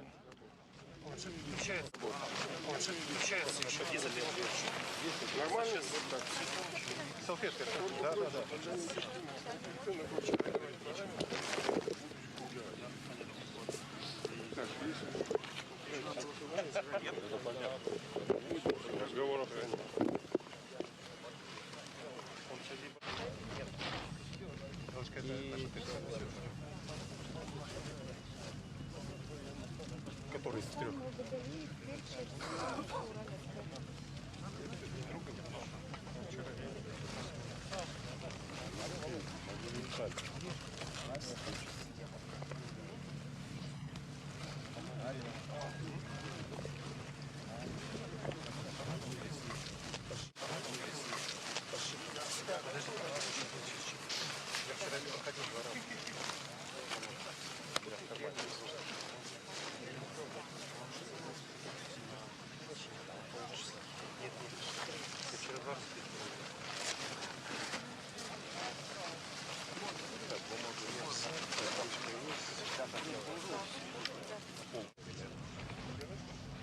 Только не озвучили.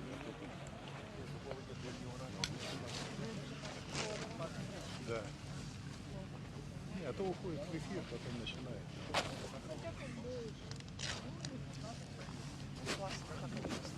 Ага, смотри. А у них эта бригада 6 человек. Это официально. Да.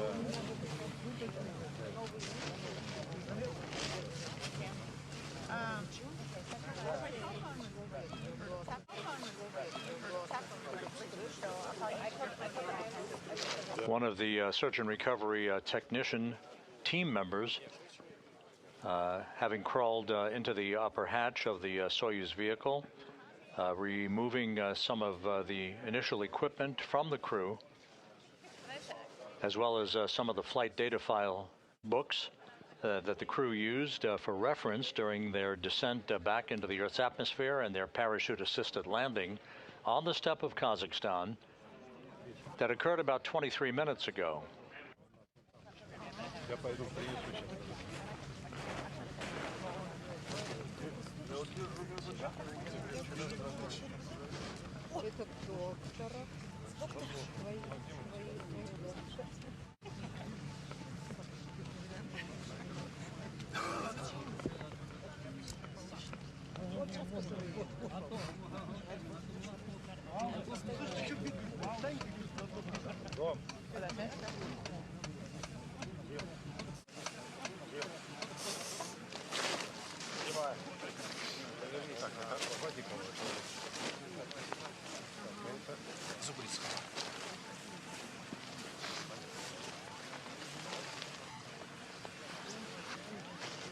And we're expecting now the first of the crew members to be removed from the Soyuz. This should be Sergey Ryzhikov from the center seat of the Soyuz. Ну, всегда командир-то по центру. Его же никак не объедешь. Они туда пошли. Они уже пошли. У вас картинка есть? Командира.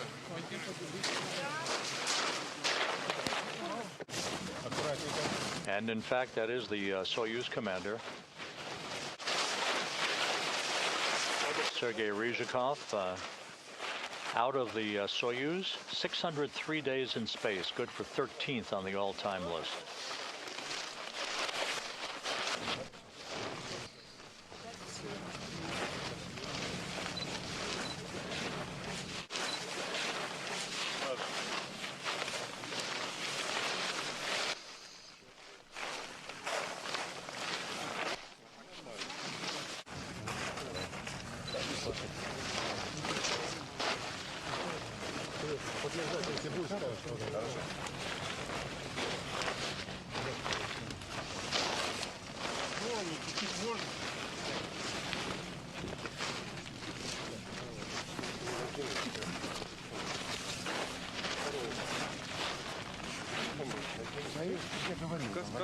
Нет, не надо высадить.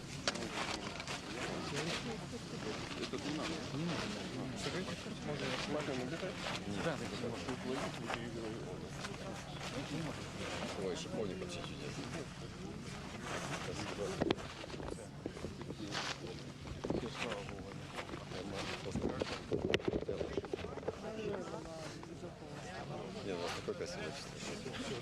A good view of the Soyuz commander, Sergey Ryzhikov.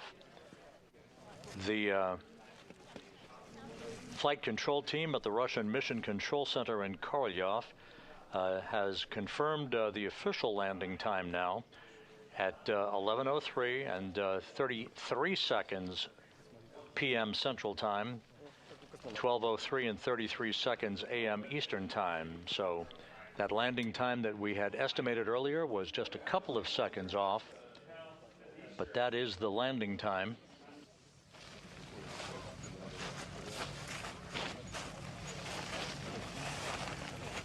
И здесь что, Серега? А? На машине кречет написано. Только с ним попрощались. Он уже здесь. 96.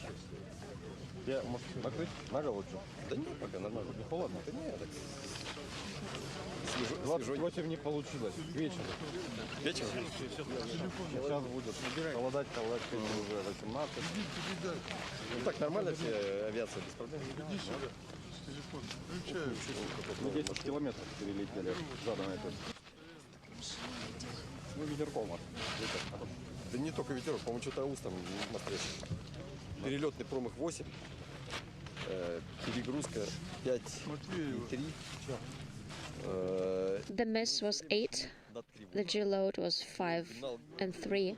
Once again, a view of Sergey Ryzhikov, the Soyuz commander. The control was not out ideal. of the Soyuz TMA-27. Headwind or something. The other two crew members to follow shortly. The Soyuz landed at 11:03 p.m. Central Time, 12:03 a.m. Eastern Time on Tuesday, 10:03 a.m. at the landing site after a flawless departure from the International Space Station, Jonny had issues with his ear. and a flawless entry back into the Earth's atmosphere. На 3 километрах надо было открыть, продуться, быстренько и опять закрыть. You should have purged at 3 kilometers. Purged and then close it. Алексей за пакетом уже потянулся. Ну вот он, ожидаем. Alexey started reaching for the bag. Тут все готово насчет этого.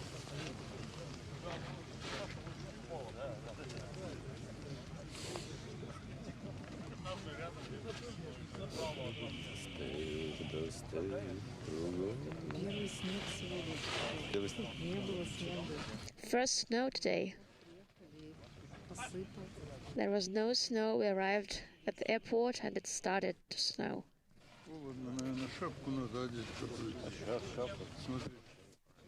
It's cold. Let's put a hat on. Is the tent ready? Will be shortly.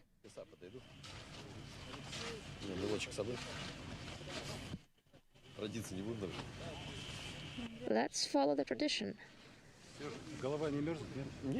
Not cold? No, not cold.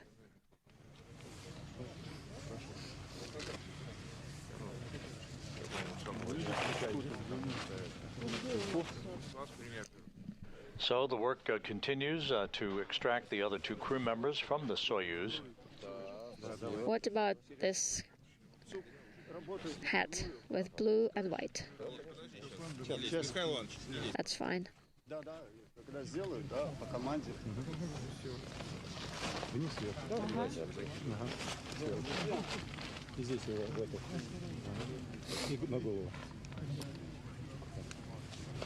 Расположилась, не давит чудесно вообще. Fantastic. Как ты стал формулировать? Распутать шапку, расположилась. Ну, внимание, короткое интервью. Attention, please, a short interview. Кому? Вам отвечать, да? So do I answer to you? Okay. Что вы говорите? Just say something. Поздравляем всех What shall I say? с завершением Congratulations, everyone, полета корабля. on one more end of a Soyuz vehicle trip. Выполнение программы 73-й экспедиции. Mission Expedition 73, all tasks completed. The crew are feeling great. Специалистов, Thank you to all the specialists, to all the designers, to everyone involved, сотрудников ЦУПа, to MCC, научных employees, to scientists, to everyone involved. поддерживал. И, конечно, вас, Thank you to all the families, and thank you to you who are greeting us here. как обычно, мягенько. How was the landing? It was a soft landing, as always. Повернули чуть, да. We tried to turn you. Yes, you did. You did turn us.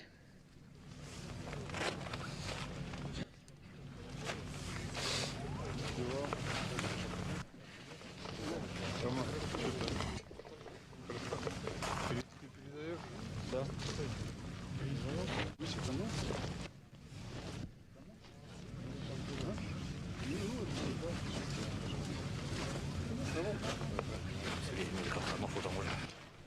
Конечно,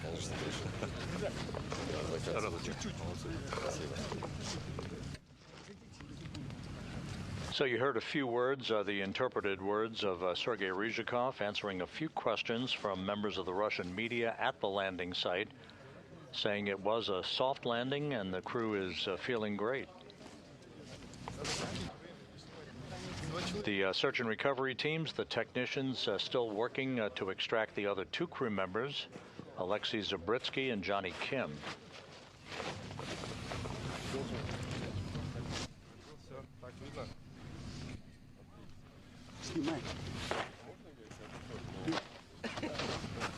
Ребят, потом чуть-чуть сейчас отойдите, пойти поработать с другими, и потом привет, хорошо?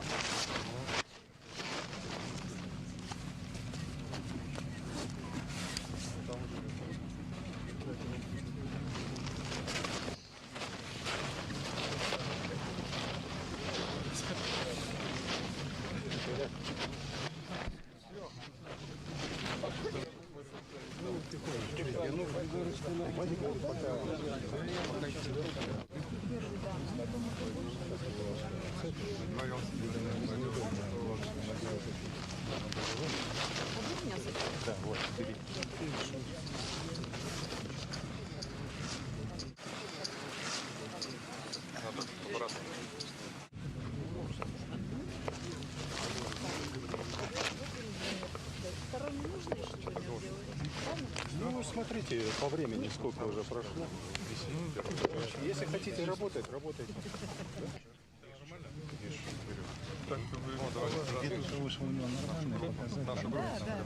Just watch the time. The readings are nominal.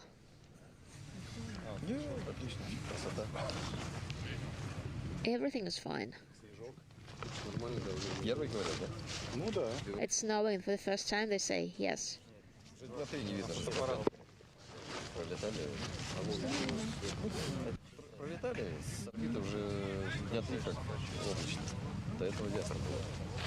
It used to be clear, but for the past 3 days it has been cloudy when we flew by.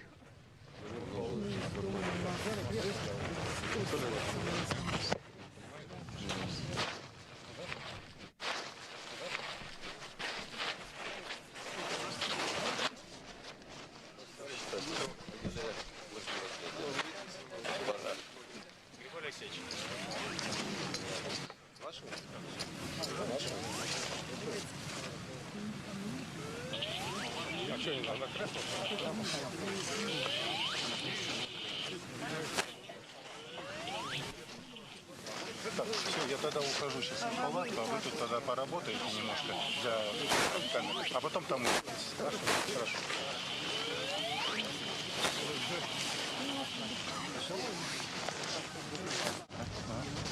Давайте второй срез.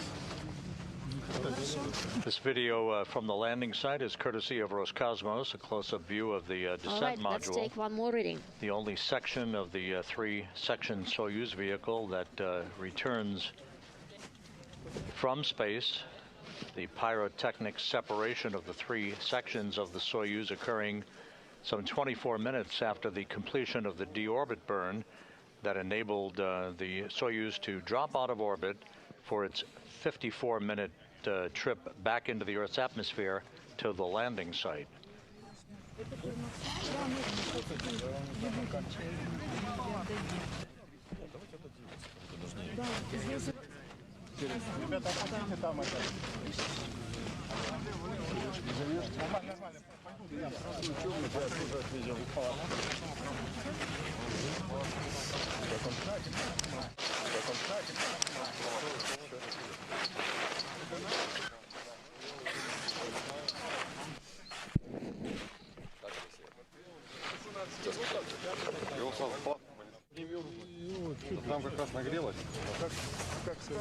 They're taking him to the tent, and it's warm in here. And one of the other crew members being taken directly into the medical tent.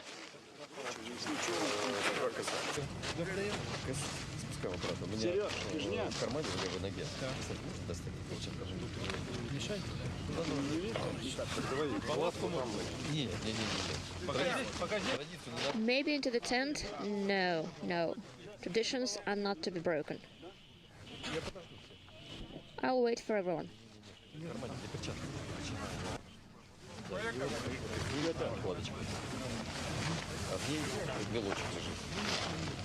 So two of the three crew members are now out of the Soyuz vehicle. You still see Sergey Ryzhikov, the Soyuz commander there. One of the other crew members already inside the medical tent.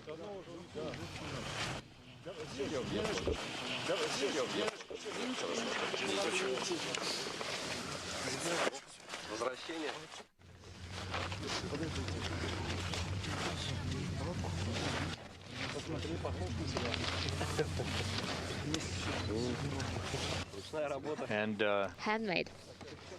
One of the people on the return. scene at the landing site providing a Matryoshka doll, a stacking doll, bearing Ryzhikov's face. A whole collection, hand-painted, one after each flight. As an offering of congratulations for his return back to Earth.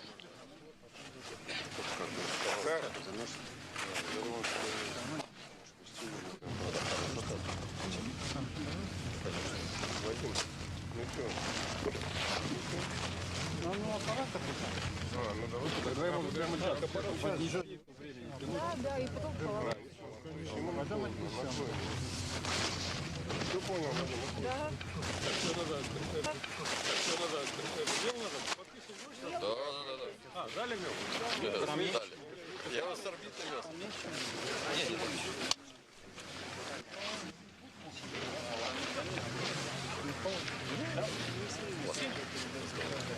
Мы же...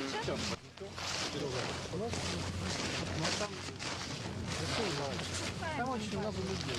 Я сейчас отгоню, Джонни достанут, а потом это дойдет.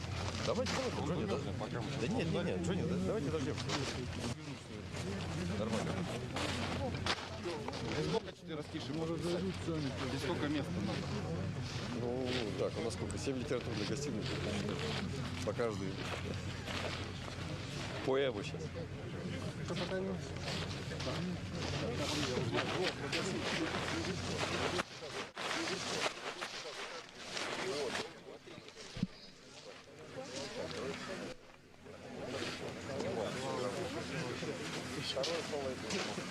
Нет, если... А есть второе дело? Может, второе дело? Не, Леш, не ползай, не переживай, давай.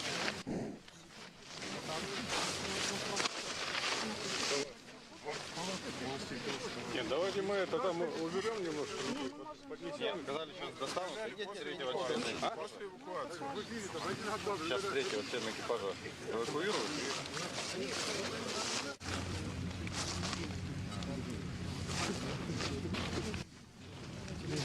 Часы не забирали? С моей стороны не было. Не было уже, да? Вы же сказали, сломали пару. А, нет, это да, отдайте на месте.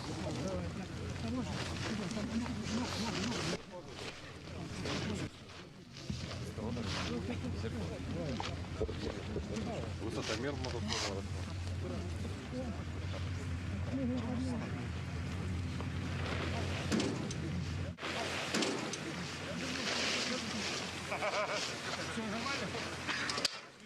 Молодец. Дружище.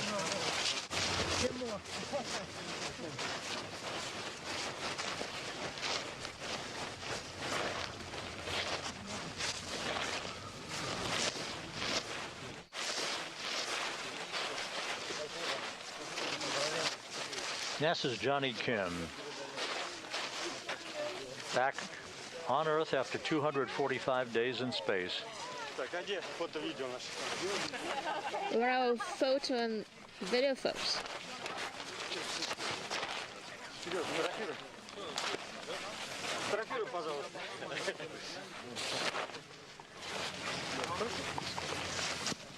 So all three crew members now out of the Soyuz vehicle. The Soyuz commander, Sergey Ryzhikov, was first out. He is still sitting in his chair, getting his land legs back. Alexey Zubritsky was taken directly into the medical tent nearby. And there's NASA's Jonny Kim, having completed his first flight into space. Ryzhikov now being brought to the medical tent as well. Kim will follow in just a couple of minutes.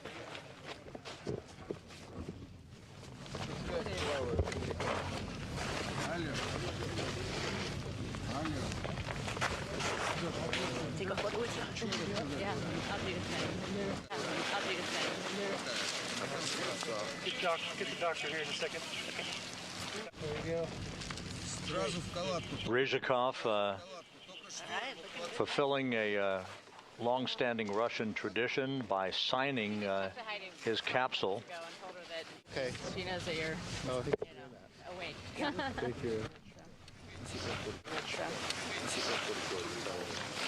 Okay.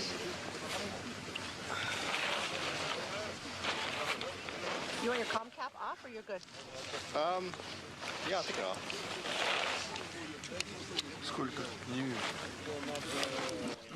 Signing the capsule and the date of its landing, December 9th, Kazakhstan time.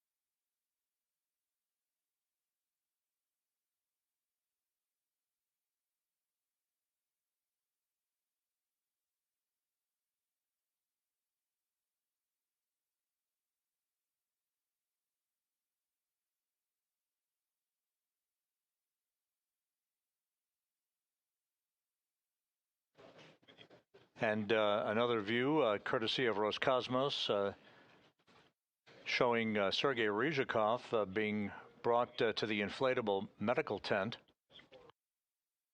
Alexey Zubritsky already in the medical tent.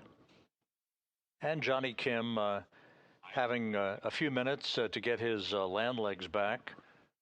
Still sitting in the chair nearby the Soyuz MS-27 spacecraft that the 3 crew members landed in some 44 minutes ago.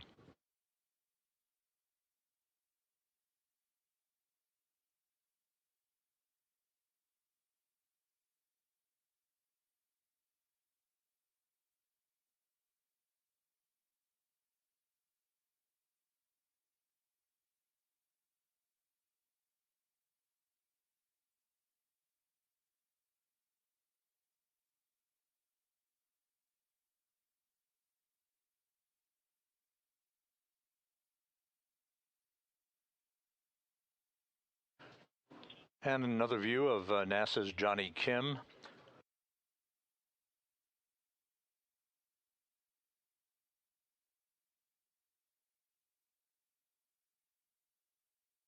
The Soyuz MS-27 landed at 11:03 p.m. Central Time, 12:03 a.m. Eastern Time on Tuesday morning, December 9th, 10:03 a.m. Kazakhstan time at the landing site, some 91 miles southeast of the town of Roscosmos.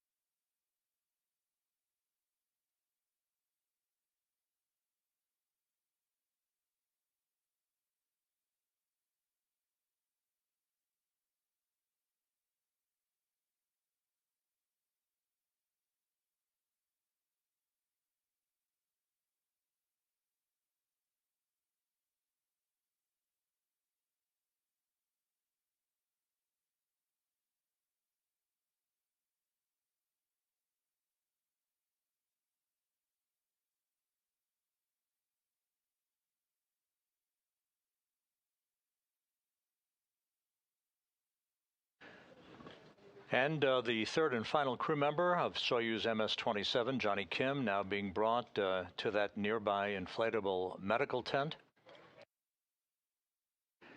Right there in the foreground is Dina Kontella, who's the Deputy Program Manager for the International Space Station program.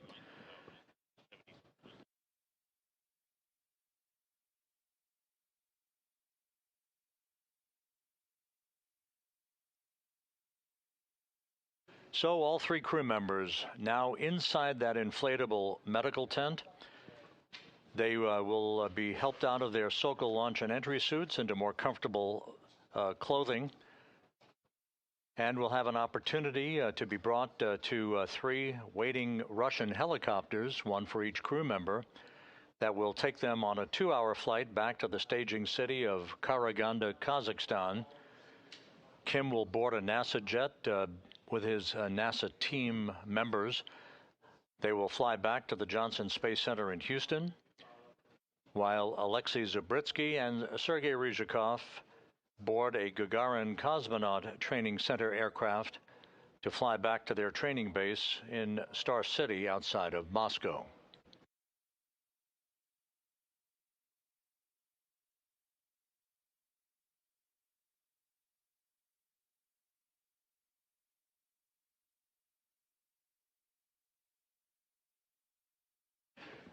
So with a successful on-time landing for the Soyuz MS-27, all 3 crew members out of the spacecraft and in the medical tent, as is the common procedure.